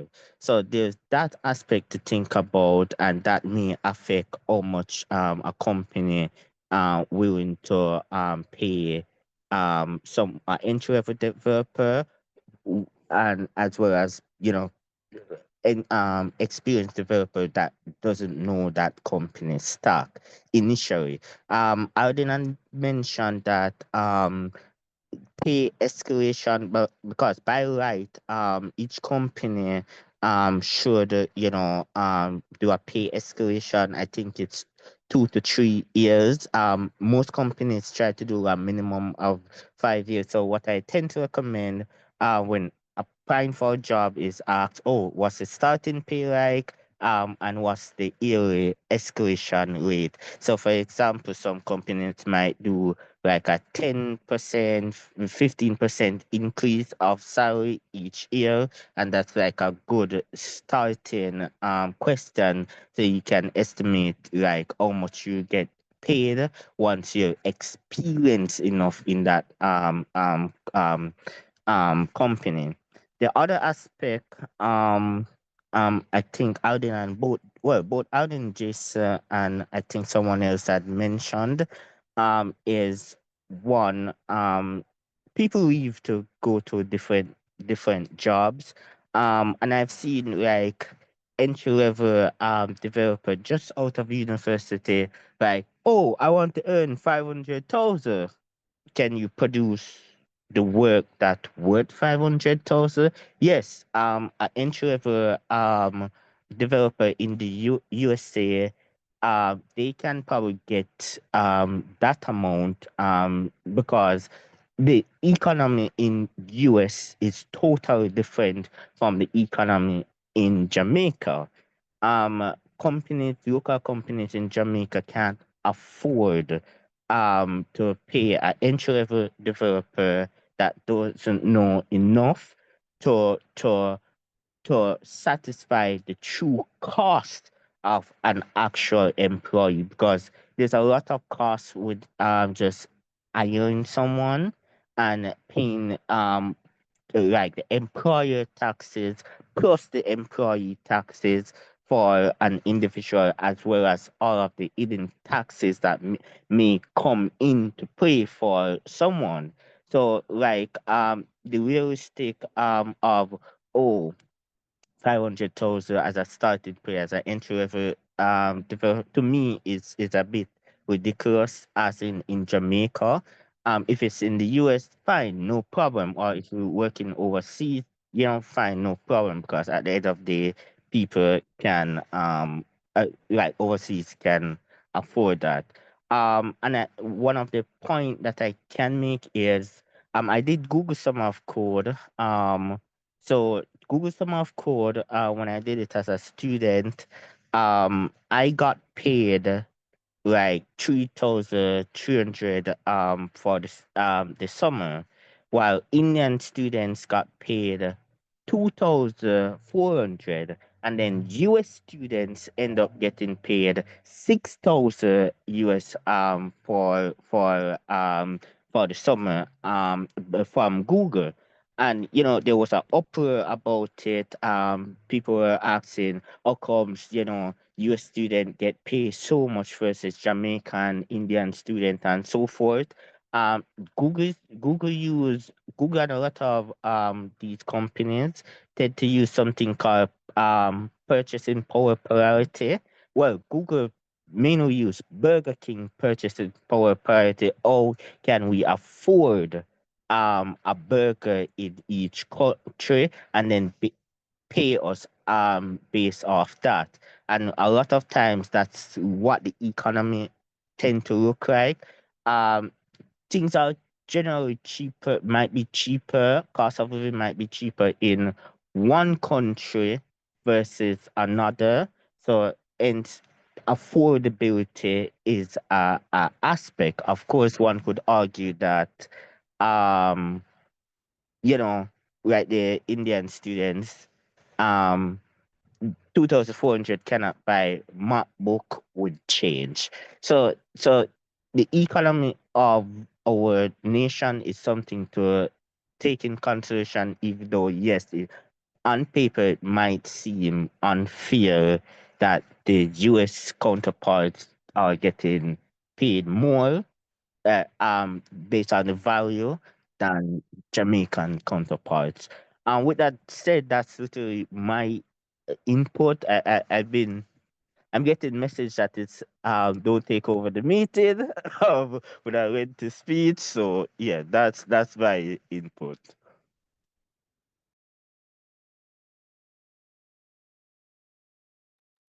I want to comment something on that. Go Go ahead, the ahead. Jamaican that is being paid less than the US. Huh? Wait, could you repeat that? I was saying that go ahead, Jamaican that is being paid less than someone in the US. Oh, okay. I just want to make the point that you can't just let Google decide what purchasing power priority you should actually establish without actually coming to a proper understanding of how they calculate it. Because I believe that creates a lot of opportunity for us who are in lower paying economies to be exploited. because a lot of things in Jamaica cost just as much as things in the US. Many persons have actually commented coming down into Jamaica that the cost of living here is more expensive than in certain parts of the US. So a blanket statement that purchasing power priority has caused you to get paid half of someone in the US sounds very exploitative. If it was not But such a huge skew in payment, 1 to 2, well, I could so somewhat understand, but that sounds a bit excessive. yeah, so they do have it documented on their website. And in reality, if you really think about it, you do know behind the scenes that's literally what's been happening. Even for example, governments project tend to prefer to pay overseas company a lot more than they would pay a local company. um uh, there's there's because at the end of the Let day, me stop. Let me just stop you 1 second. Just look at this. Someone can go and work and travel. They might work multiple jobs, yes, but in the same span of time that you were working at Google, they would have made possibly 3 or 4 times as much as you just working at McDonald's or as a lifeguard. That does not. Ocean, let me answer this one, right? All right. So this kind of goes back to what O'Shane and I said earlier. I know you're trying to make a point that I can go over to the US and do some let's call it an entry level job, flipping burgers or something and be making more than a dev in Jamaica. But that is if you come back to Jamaica and convert that money. If you're in the US and you're doing that burger flipping job and you live in the But US, I'm then not trust me. comparing it to a dev job in Jamaica. I'm comparing it to an internship offered by Google, one of the most valuable companies on earth. So you can't just say, hey, flipping burgers should pay you a lot more than a dev job from Jamaica, because that was not a dev job from Jamaica. That was an internship opportunity from Google themselves. So That's the my issue you perspective have, there. the so issue. Go ahead, so O'Shane. again so again so even though it's an internship on from Google. Alright, so Google internship, Google Summer of Code internship is slightly different from a normal Google internship. So a normal Google internship, working remote, you get this relatively the same pay as um someone that is working in the US. So Google Summer of Code kind of is different. So just want to clarify that. However, the reason why I brought it up is because purchasing priority is something important that, like, it happens very often without we realize that it's happening. So in essence, one, um even though I work I would work remotely and so forth. The thing is that flipping burgers in the US flipping burgers in the US actually it's lower pay than the 3,000 US that Google offers. But at the end of the day, the thing is this: one, if you're in the US, $3,000 can't really do much for you, because rent costs and so forth is pretty ridiculous, and you're paying for everything in the US. Comparing to Jamaica, yes, rent costs in Kingston is very expensive, but when compared to other places, it's very low. So you find that cost of living for a certain aspect is not necessarily as high as in the US. So working remotely um on an internship or even full time and getting 3K, which is roughly um just above 432 US, 32 432 432 thousand. Actually, That 450, I believe. is pretty high for I think the average devs in Jamaica. So and in fact, I think that would be in the middle to upper echelon for the pay scales for developers in Jamaica. So You in said it was for essence, summer though. Was it for 1 month or for? monthly, monthly. Oh, okay, that is a different case then. All right then. Like I But said, then, well, no, that's a little how bit is it better. a different case? Because it's the um the the salary difference is still there, where monthly they were getting 6K versus us getting 3K. I How's think that? that in There's still a huge gap there. I think you answered that though, Shane. Somebody who's making if I lived in the US and was getting $3,000, that would probably not do anything for me. Versus I live in Jamaica, but then you're saying that they were already living abroad in that case, right? So of course everybody probably should be getting the same thing because they're all a part of the same economy there. It's not that they're going to care about the money down here to you. So okay, I digress. But the whole purchase parity thing, I can understand it because cost of living is different in different countries. So say for instance, I was going to make the point where $3,000 using $3,000 US in Jamaica is going to look much more different than me using $3,000 in US, right? So Yeah. for Jamaica that has a smaller economy than the US, that's going to have more purchasing power over if I use that in the US. So I can understand purchase parity because it even benefits us where you have, say for instance, a company may be doing a course. So because in certain countries like Jamaica or India or some Caribbean country, we probably can purchase that course at a lower cost because of purchase parity, right? So I see there are benefits there. So I don't necessarily disagree with purchase parity because of how it looks in terms of the different economy there.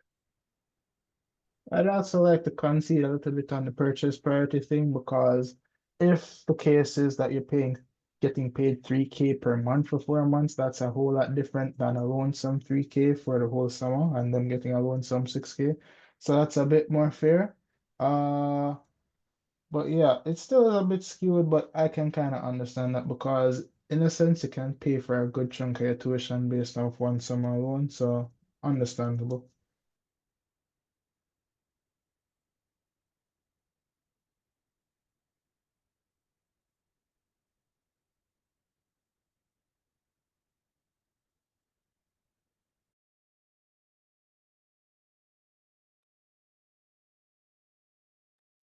Um, Mr. Moderator, did you follow suit?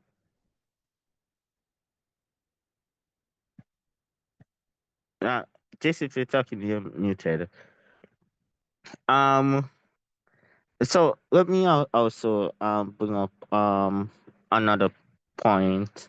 Because I just realized that someone mentioned in the chat 6 to over 8K someone can live very comfortable. Um I'm 8 mil per year very comfortable. To me, 8 mil per year is not necessarily very comfortable. That's like calling yourself side to rich person. So that is more than very comfortable. Because unless that person living like a lavish, very expensive lifestyle, going to many places and buy, just using their money unwisely, 8 mil is definite per year. To me, that is more on the rich side than more than very comfortable. Just putting that out there, at least in my eyes. Oh, just to give Wait, context on that, that question was about if anybody would have been, well, what would somebody be paid without having wants at the end of it? So that was what that figure was when it came on to that question. So it's about being very comfortable without wanting anything else. Yeah, But as so Ah, I was a bit that's confused by your answer, Oshane, because I don't know if you're answering that because it sounds like you're saying you can have wants at 8 million. Were you? um, I would say at 8 million you can have wants. I mean, you're paying 8 million. You're getting because right now, the average salary for a dev, mid-range dev is between 2 to 4 mil, right? And 2 to 4 mil. I hold on. Let me just double check something real quick. I use a salary calculator online, and 8 mil is 490 million. No, not million, 490,000 a month. So you're saying that you wouldn't be able to live comfortably on that? I don't know how accurate it is, but it seems very accurate and it was updated to the Daniel, I latest. think Yeah. you're misunderstanding, Hold on, Oshane. What Oshane is saying, is that if you're clocking 8 mil a year, you're basically a slightly rich person, So you can walk in at the bar and just buy everybody everything. You get me? Yeah. Yeah. 8 mil per year is actually around 666,000.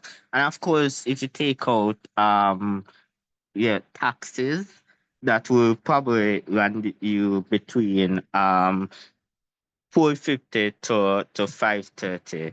Um but like, how much are you spending, like an individual spending per month to spend over 400,000 per month? Someone is finishing their salary at that price.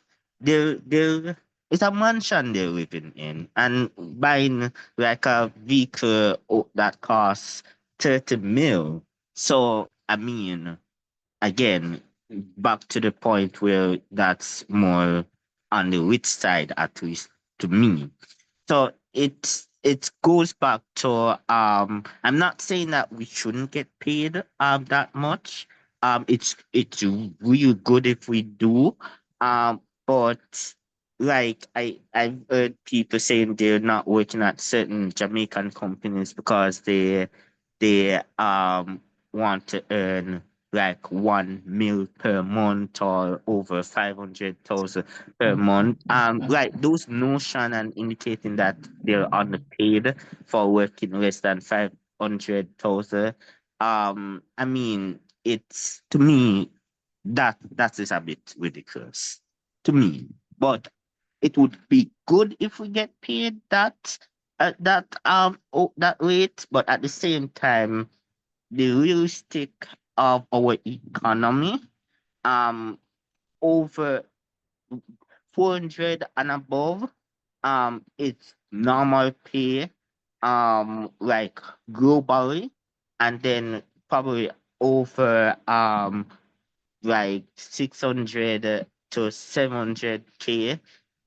That's literally in the wealthy level, like mid wealthy. If you invest your money and do things, you know, effectively with your money. All right, people, we are touching the 2 hour mark. So before we wrap things up, I think Jacet had a question. Thank you, Jason, right? No, I don't have a question. I just have a different perspective on what Machine was saying. And I just did not disagree, honestly, that 8 million is on the rich side. And I guess I do have a question because what kind of person are you thinking of to say that is on the rich side? Are you thinking of somebody who's single with no kids, no dependents, no parents that they have to help out, if they're on a contract or not, paying for like gym or health insurance, out of pocket, car, rent? We talk about rent a lot in Kingston, but we have to remember that location plays a very big part in where you live in Kingston. If you don't want to live in the ghetto area, you're gonna have to pay a lot if you want some modicum of safety. I mean, not everywhere is like safe proof, but if you want to know that you can go home, you're not gonna hear no gunshot, there's like 1 in 10 chance somebody's going to rob you. You have to think about all those things. I don't want to get too deep into it, but I would just say that I had a family member stay with me once, and to just feed them for an entire month was very draining. It William would have been nice, and it's not on the rich side, Shane. It costs a lot to live in Jamaica, especially in Kingston. It do cost a lot, especially if you're somebody who pride yourself and taking good care of yourself and your health, and you want to be able to afford good food and eat a healthy diet. It costs, and it costs a lot. I'll just say that. Well, of Can course. I can Well, comment on that as well? Hold on. O'Shane, go first. I'll make this short. Having dependencies, yeah, that increased overall cost, no doubt about it. Like for example, people might have 10, 20, 10 to 12 children living off 1 meal, and with 10 to 12 children, like some people I know, yeah, that is very costly. But that's kind of shifting, like the that's like a personal cost in terms, instead of like a universal or general cost on the economy itself. So it all goes back to like just, I don't want to say um making effective decisions about your personal true costs and money management. Because if you don't do certain stuff wisely, money will just fly out of your pocket. Um, Health insurance. If a company don't offer health insurance, you're paying health insurance, life insurance out of pocket. Um, that is it. That generally is like 40,000 max. And 40,000 max for health and life insurance is actually on the mid to expensive side. And so there's a lot you still can cover, but I understand the more dependent that there is, the cost of things might get. And then you mentioned Kingston and other places if you want to live comfortable, don't worry about guns and so forth. There's a lot of other safe places outside of Kingston. And the what you're paying in Kingston, like I see houses like a 2 bedroom house for 48 mil in Kingston, and you can get like Mandeville is relatively safe, and you can get a decent full size house, 4 bedrooms, 2 bathroom or 3 bathroom in Mandeville around the same price. So it just, it goes back to like your wants, and wants can literally run you broke even if you're the richest person in the world. So it goes back to you just effectively knowing the economy, managing your money, and making wise decisions. And So finish then. You done? I just wanted to extend that and kind of pose a question to you. What do you think is the minimum number you need to not have any wants? You did critique against the 8 million, and you said that's a bit excessive. So what do you think is more reasonable for someone who would not want any, would not have any wants, but isn't necessarily rich per se? so just say, I'm not saying 8 mil is excessive. It would be, it's a good salary to have. So not no pay is excessive. It's always good to earn more. But to talk about the min, I would say like to live comfortable in Jamaica, like outside of Kingston, min like 5-6 mil outside of well, to be honest, it's around 4 mil on average based on some survey and like research that Statin and other institution did. Um, but uh, Kingston, yeah, Kingston, to live comfortable in Kingston, have a decent sized house in Kingston. I would say the min in Kingston probably above, just above 6 mil. But outside, 4 mil is it's fine. I've known person. I'm pretty sure you guys know person that are earning less than 2-3 mil, and somehow they seemingly living comfortable because they manage their money well and still have want to do certain stuff. So it all goes back to, you know, personal money management and wealth creation. Um, can I add? Hold on. Wow, it's almost. This is that kind of debate. You know what? Go ahead, Ebanks. Yeah, I think what O'Shane is talking about is surviving. I don't think he's talking about comfortable, which means to have ease from certain afflictions or constraints that society places on us. Right? I think he's talking about surviving because aligning what just said was saying, right? I have a friend, right? She works up very hard and she makes relatively 400 after tax.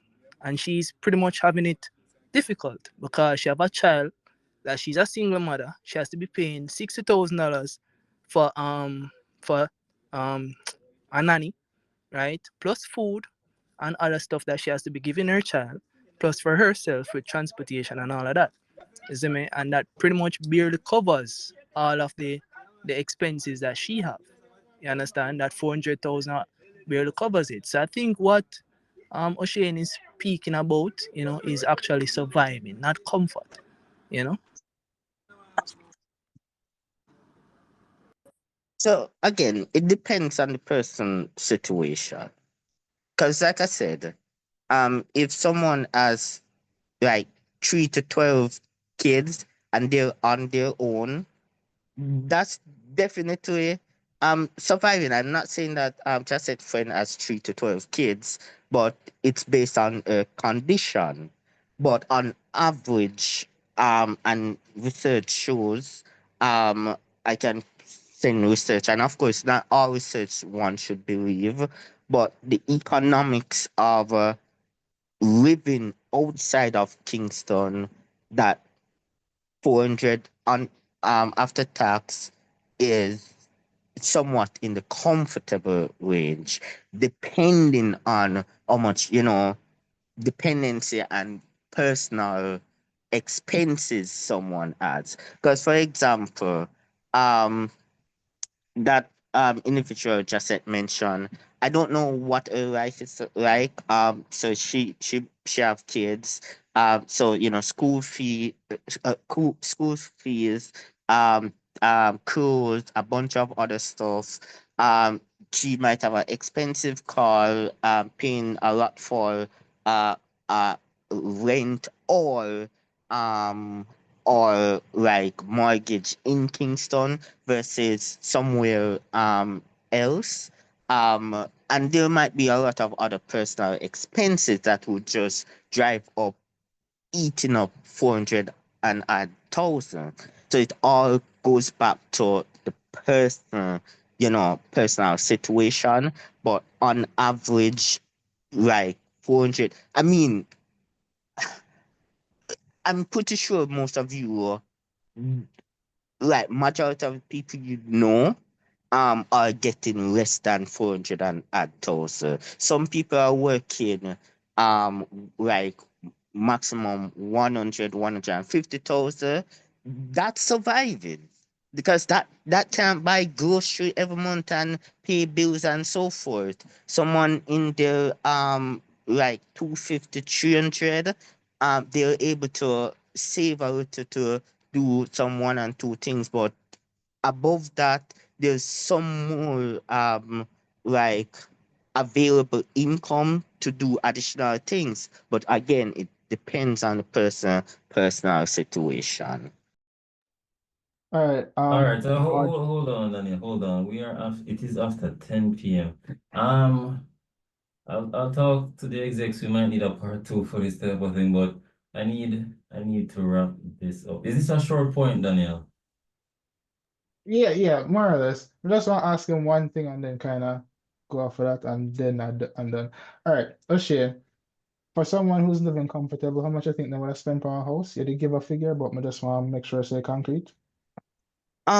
Like mortgage, I would say in Kingston, they're probably spending between 150 to 200 living comfortable in Kingston, and then bills probably run them up to another 100,000, and that's on the excessive side.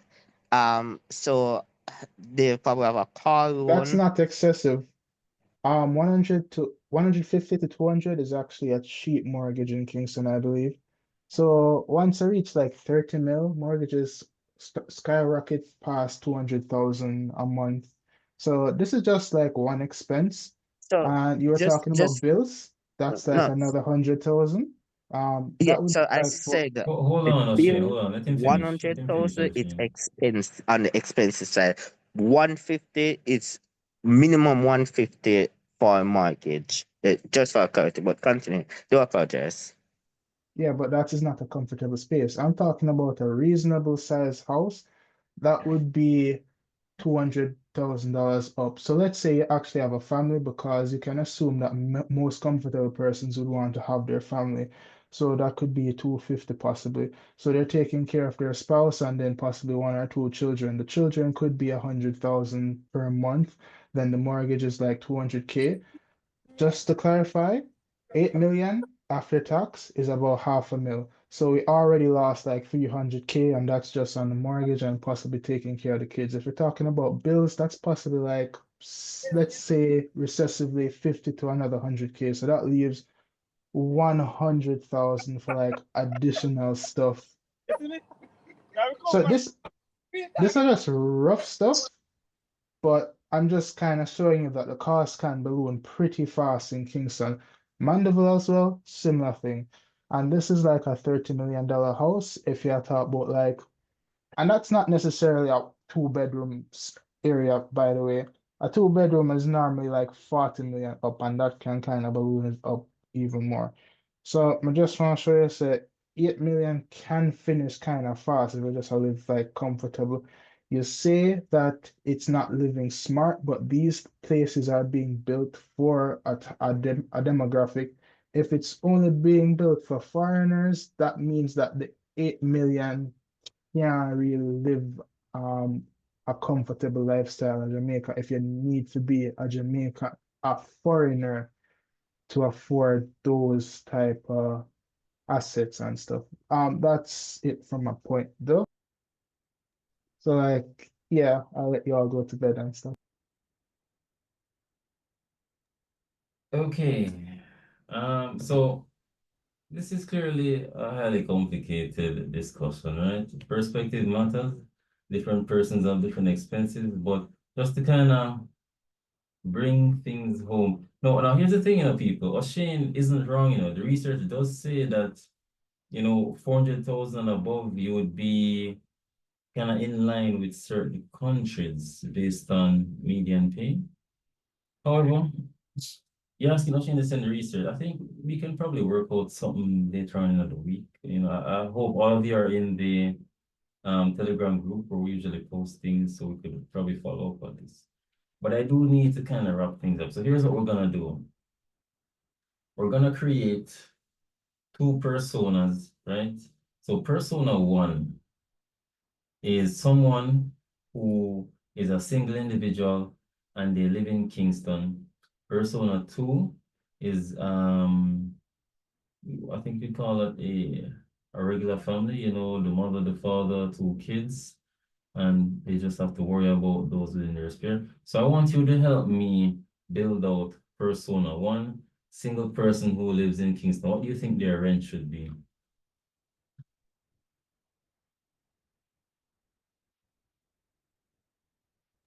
What do we think it should be or what it is?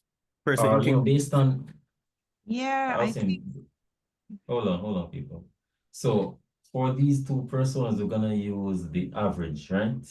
So if the average is 50K, we're gonna use 50K for their rent for Kingston. All right, so you can both go ahead now.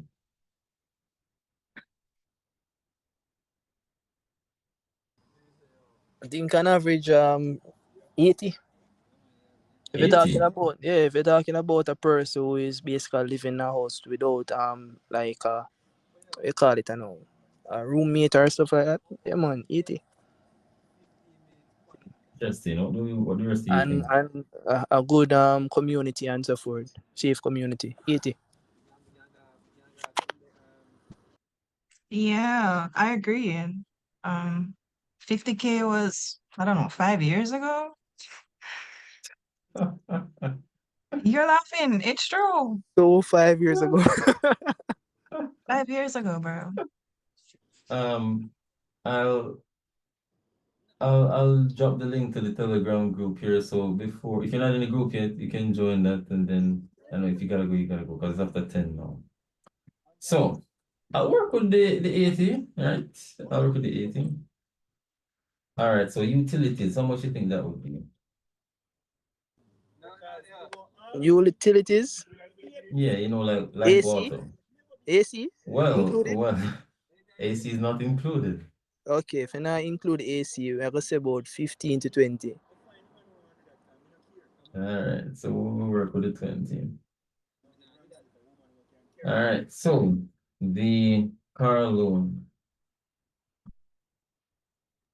Yeah, we Car did the loan. just a month's of 50K. The car Alone. loan. Yeah.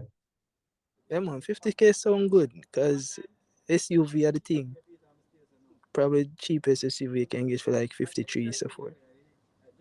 All right. Oh So we shit, work I But with think what I kind of calculate car start though? price. It's a used vehicle too, yeah. So like say for instance, I know a metric for 2019 Honda Fit that's going for like probably 1.9 or 2 mil. You're paying about 55K for that a month. And that's a recent figure that a friend of mine came up with the current interest rates and stuff. So I guess a good average is around 55 to 60. All right, so you guys want to work with the 55 then, right? Yeah. All right, so that's 55K for the car loan. We'll say it's cheap SUV on the roads and back. No, that's a fit, bro. That's not an SUV. Car loan. You can, you know, you actually can get a cheap SUV of 55. I saw Jet Tour drop one the other day. Yeah, Jet Tour and the MG as well. Yeah, That they MG is for kind like 3.8, I think. yeah, I think the Yeah, which but MG that? the reason why those cars are so cheap is because of the maintenance. So the maintenance for those cars are like MG. If MG just a company market, where you get parts of MG, you have to import that. You see me? So while it's cheap, it's just cheap to attract you. May I tell you, it was in the Gleaner the other day. All right, I think I'm gonna leave the car talk for next day. So next up, let's see, rent, utilities, car loan. What am I missing here? Life insurance, car insurance, Grocery. Food, yeah. All right, we're gonna just gas. have one line for car and life insurance. How much? Me personally can probably do it 50K a month for food. That's including groceries and eating out.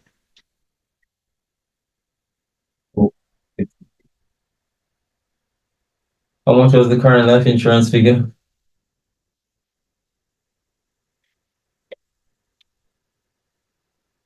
Just an average, it doesn't have to be fully accurate. Probably around the same 40, 50. Especially if you're a new driver, you know, the insurance is going to be a lot higher.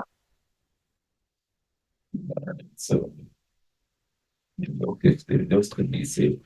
All right, rent. Utilities, Question: did someone say $50,000 for food per month? Yeah. Wow.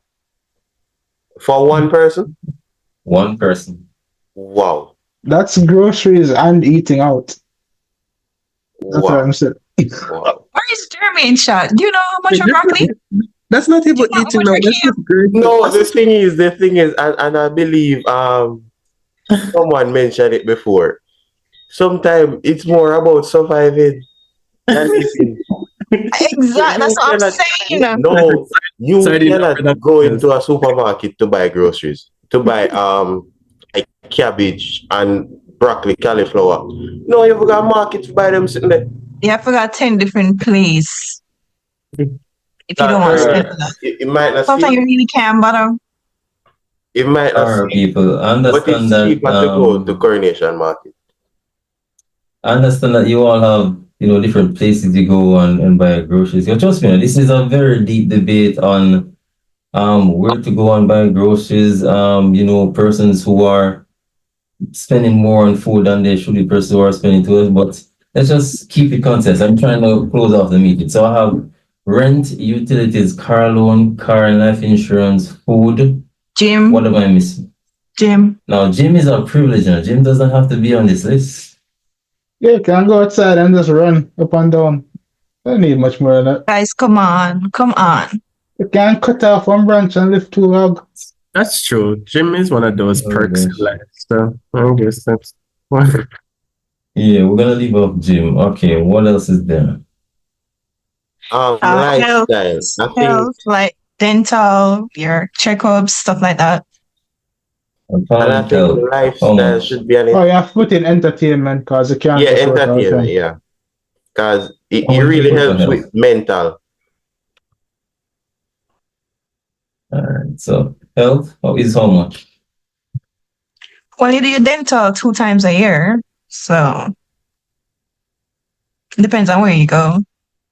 And you have your health card. And if you have your health card, but depending on what you do too, it might run you like 20,000 thereabouts. You used to get a good health insurance, and you can pay around 5 to 10K a month. That subsidize a good amount for dental and those things and doctor visit. Yeah. Just 20K health and life insurance together. You can just do that. No, they can't be together because life insurance for me is almost 20K. Oh. Okay. That's interesting.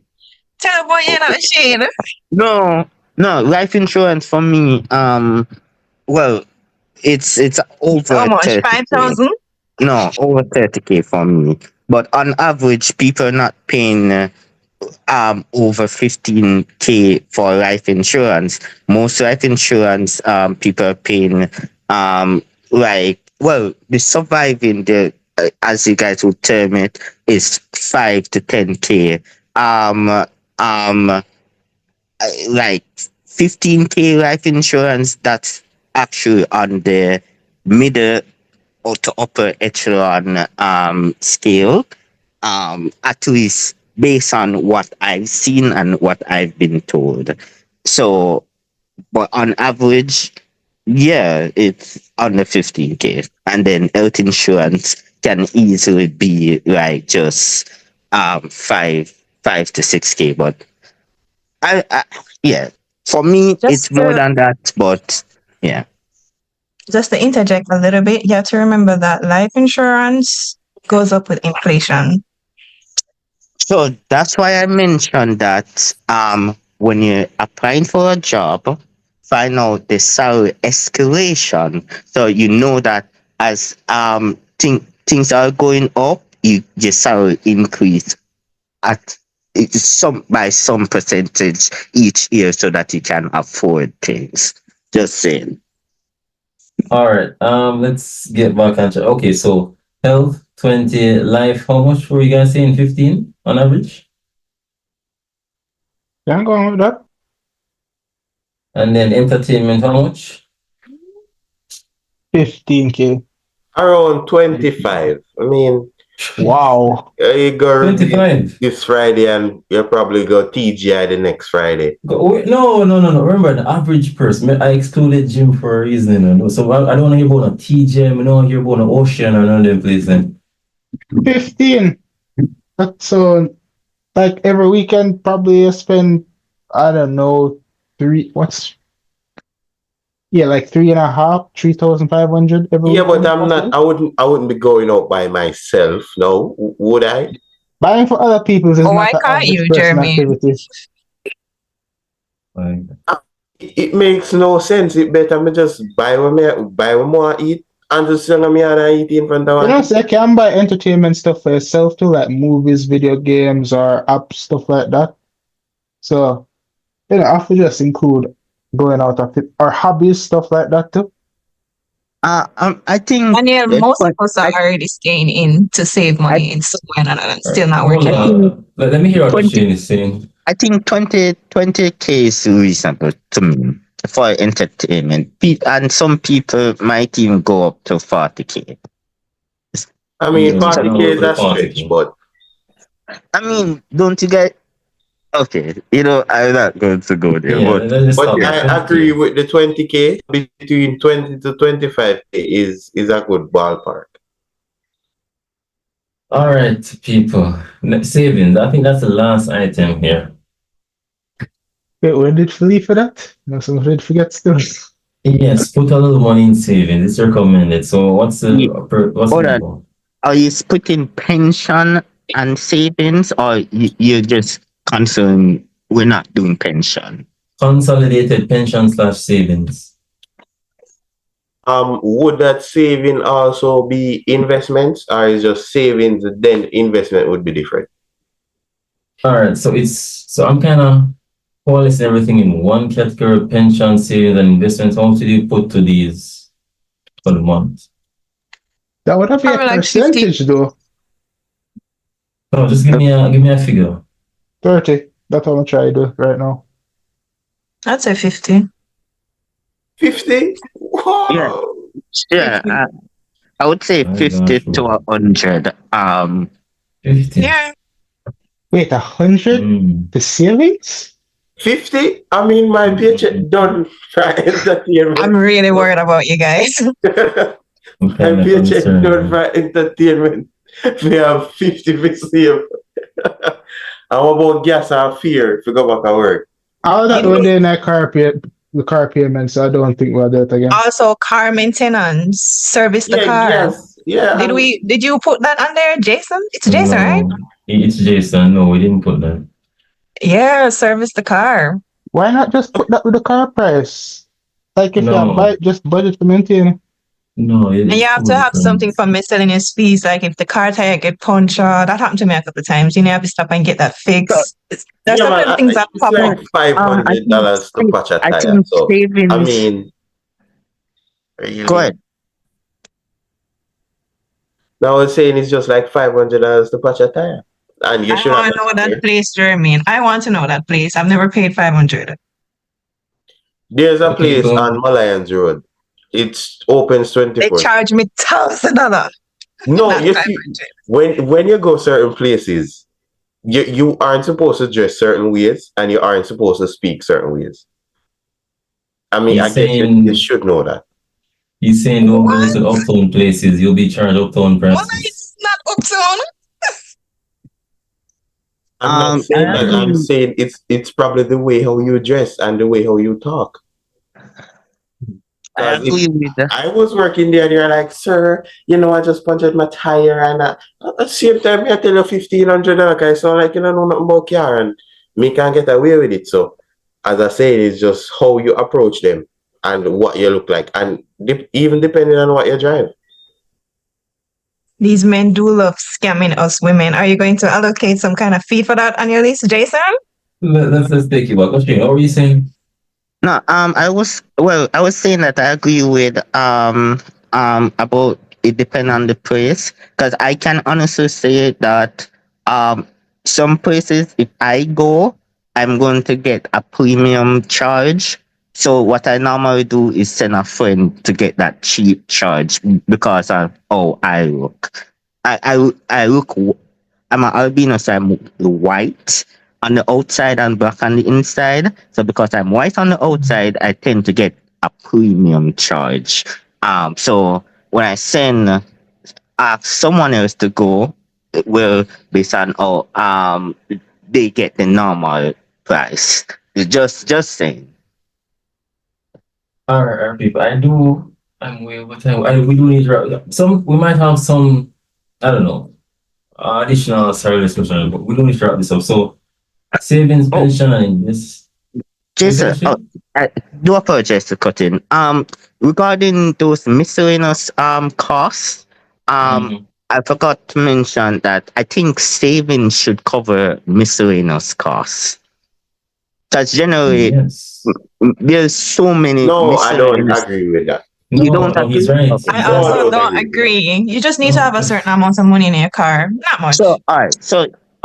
So let's put savings between to emergency funds and just having liquidity. So emergency funds per month, I would say, like someone said, 30,000, and then additional 20,000 is like, available cash. All right, so here's what we can do, right? I'm thinking have a section for pensions and investments by itself, and then savings is where you would cover those miscellaneous fees, right? It'll be covered from your savings. What do you think?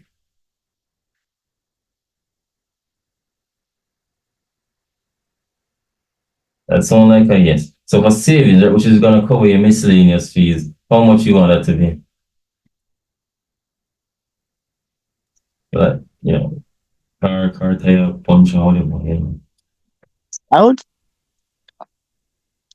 I would say 30. 30 every month for savings. All right. Pension and One more investments. thing. I'm sorry, go ahead. I was saying pension and investments. Where you want to place that? I mean, I would say between 20 to 30, but I mean, someone else can also you know, indicate. 20 to 30. I mean, 20 to 30 is good. From it's 10% over what your salary is or what you get that one time. It's supposed to be okay for investment. From it is over 10%. All right, so we'll work with the 20. All right, so I'm gonna go for what I have. I think I'll just leave it as persona one and call it a night. So rent, 80, Wait, one more thing, just to interrupt, Jason. I know we talked about groceries, right? But did we talk about does that money include like purchase of personal items or household products, personal items? Like for women, I mean, a personal. man say $50,000, so it must mean household items too. So No, I mean, no, it doesn't have $50,000 to be. for food to one Yeah, month, to one person. All right. All right. Let's just add, Jason, adding additional like separate savings from miscellaneous costs. So 30,000 for savings, investment 20,000, and then miscellaneous costs. Um, 20,000 is fine. Or that's more over 30,000. Wait, the thoughts for miscellaneous. miscellaneous at 20 sounds okay. What else do you think? Yeah, can go on. Sounds all right. All right. Persona. What about student loan? Oh my God. I guess 12K a month, or yeah, about that. What about it? Jason Stone said, what if you take out furniture and thing, you pay back a different loan as well? Yes. Gosh. We need to wrap this up, people. So let me tell you what, I'll just add a line item that says general loan. Or you know, no. This is persona one, single person who lives by them. So yeah, student loan. 12K you said?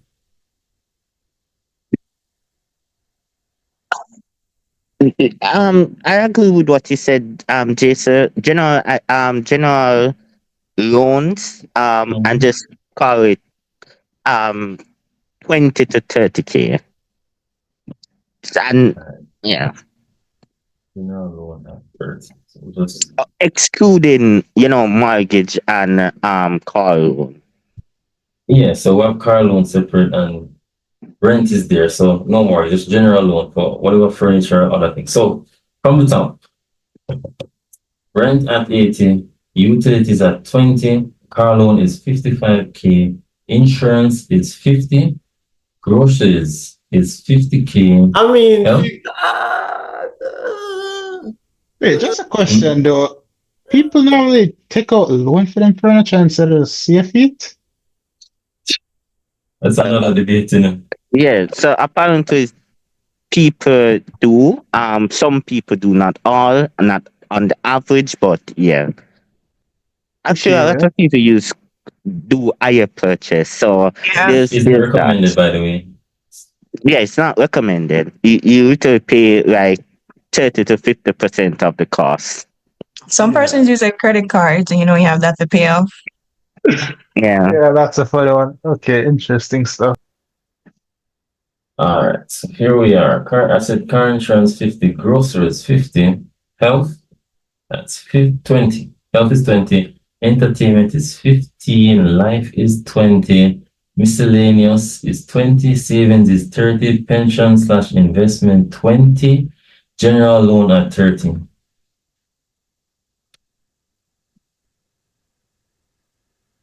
All right. So everybody's good. I feel like the general loan should be a bit higher. No. On average, a minimum, right. minimum. So what is the figure looking like? All right. So of course I'm gonna post this in our Telegram group as well. So let me grab my calculator here. We can run this up. So let me start my adding. 80,000, 20,000, 55,000, 50,000, 20 again. No, there's another 54 differences. Interesting.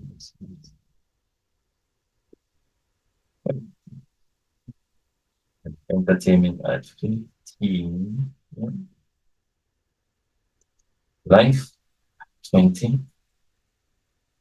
I don't like all this figure looks, but savings at 13. Pensions at 20. And again, general loan at 30. Just give me 1 second here. Let me make sure I have this right. This does not look right. It's not look right. Okay. Mhm. Mhm. All right, people. So, you're not gonna believe this. 390,000. Wow, that's very affordable.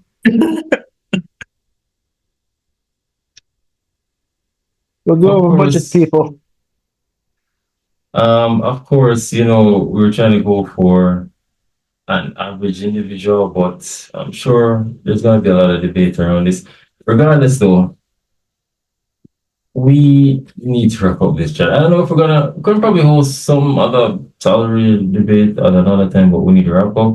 I'm just gonna allow you guys to give, your final words on, compensation with people in tech or fair and underpaid, we're gonna just give you closing thoughts.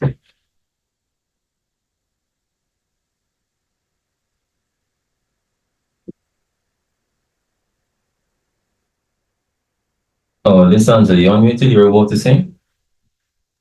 No, it was earlier. All right. Does anybody want to give their closing? If you don't have any closing thoughts, then that's okay. That was How much allowed. is it to be yearly in terms of salary? 390. That's about 5 point something mil. If so much. Sorry. Probably more. All right. So here's the thing, right? The car insurance isn't monthly now. This is a one-off. True. That's a one-off thing. So you could call this, you could actually exclude the car insurance and just call this 340. Yeah, and if you shade down on the grocery from 50,000 to around 25, 20, I mean, you could knock around 300,000. What are you buying for 25, 20 Jeremy? Bread? I live by myself, Rice. right? And I shop where it is affordable to shop. I don't shop. Everybody go. Montana? No man. If you go Brooklyn and pick up 5 things, it's Don't it's talk already over about Brooklyn. 6,000. Don't talk about Brooklyn. Yeah. Brooklyn is expensive.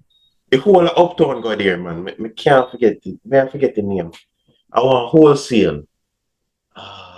Price Mart. No, Price Point is not that bad. It's not for real. I go there. It's not. Depending. That's why you buying broccoli for that money. I mean, it's bulk. It's bulk purchase. So if you said like Mega Mart, I can completely understand. But Price Mart, exactly. is okay. You don't even need to go there every month. Uh-uh. Brooklyn is expensive. So for example, and sometimes I go to Brooklyn and like today I went to the market, like the 9,000 got me like over £4 a yam. That's the problem. That is the problem right there. You cannot buy ground provisions in a supermarket. Yes, so that's what I'm saying. I went to the market and that cost relatively low. And if I bought them in Brooklyn, I'm pretty sure it would have cost me over 15 grand. The amount of stuff I got. And same way with me. Cheap compared to other supermarkets, though. Have you ever been to Exports? You Or cannot even buy like General Foods and the rest? supermarket neither. Well, supermarket. So. Yeah. Our people, I am sorry to cut you off, of course, but we do need, it's now 10:30. It has been over 2 hour discussion. It's been great. There are many different perspectives, right? I've had this budget for this persona one is very interesting. Some things can be cut or minus here and there, but we want to go for a general individual, right? So I suppose one way of looking at how we can end up our discussion. 1 minute before you end, right? This is for persona one. So what if that person has a child? Should their pay be increased, or where would they deduct from to facilitate that child? Or probably even what if it's twins? I think Jason wanted to do a persona tutor account for that, but I would say if a child is included or even two child, you can just add on a slap on an additional 150, at least to me. No, I'm saying if this is persona one breed next year, right? And still I make 340,000, right? How would persona one afford a child? All right, let me address this. So O'Shane kind of hinted that I planned on doing a persona too, but really and truly, we are now approaching the 11 p.m. hour. So here's what we can say, right?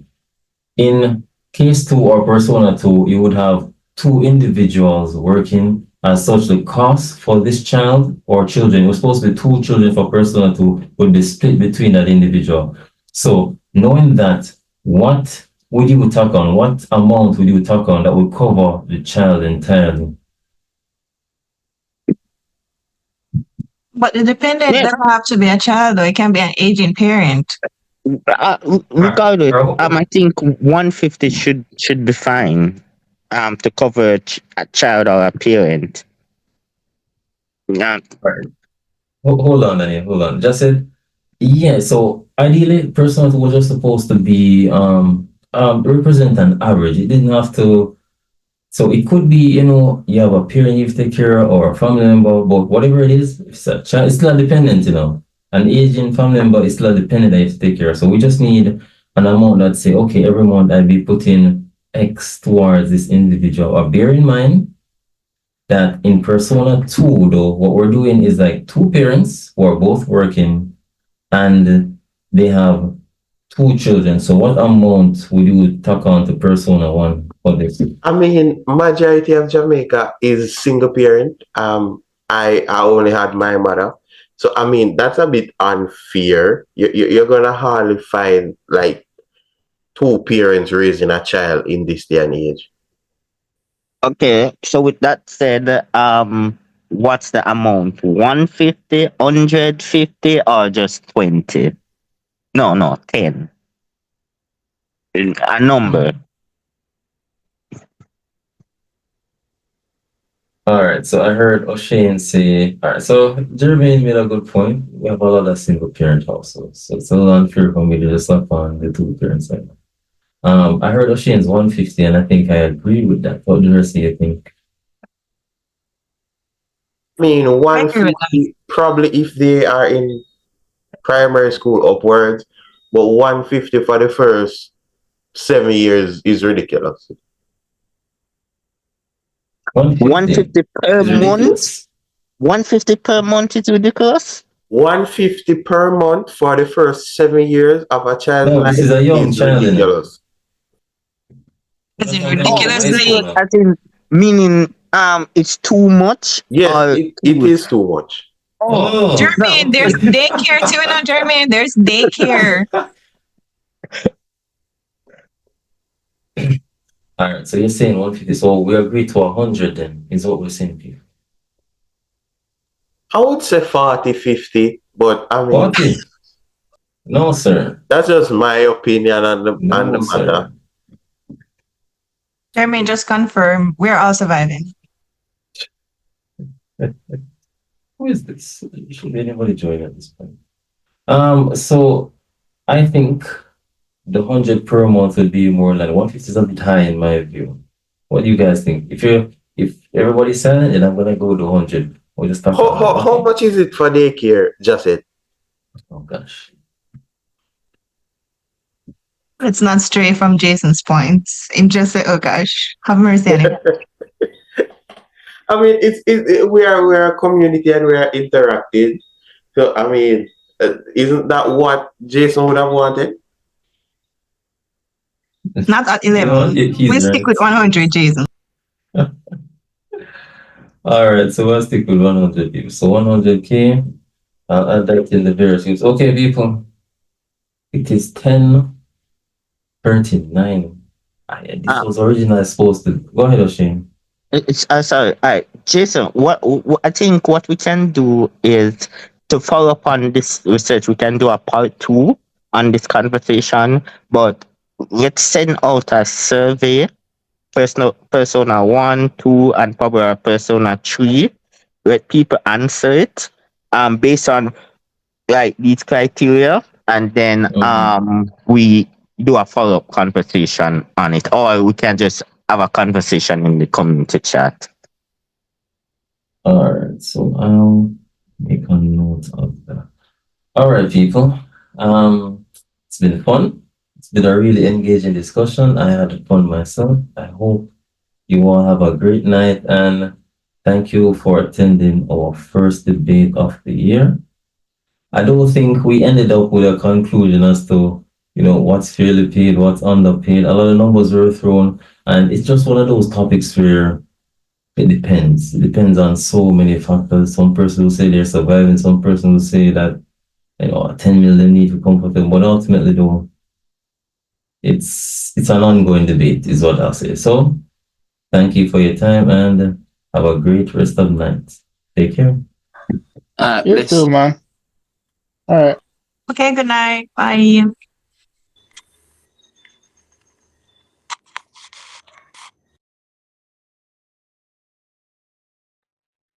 All right, good night. Ciao, ciao, all.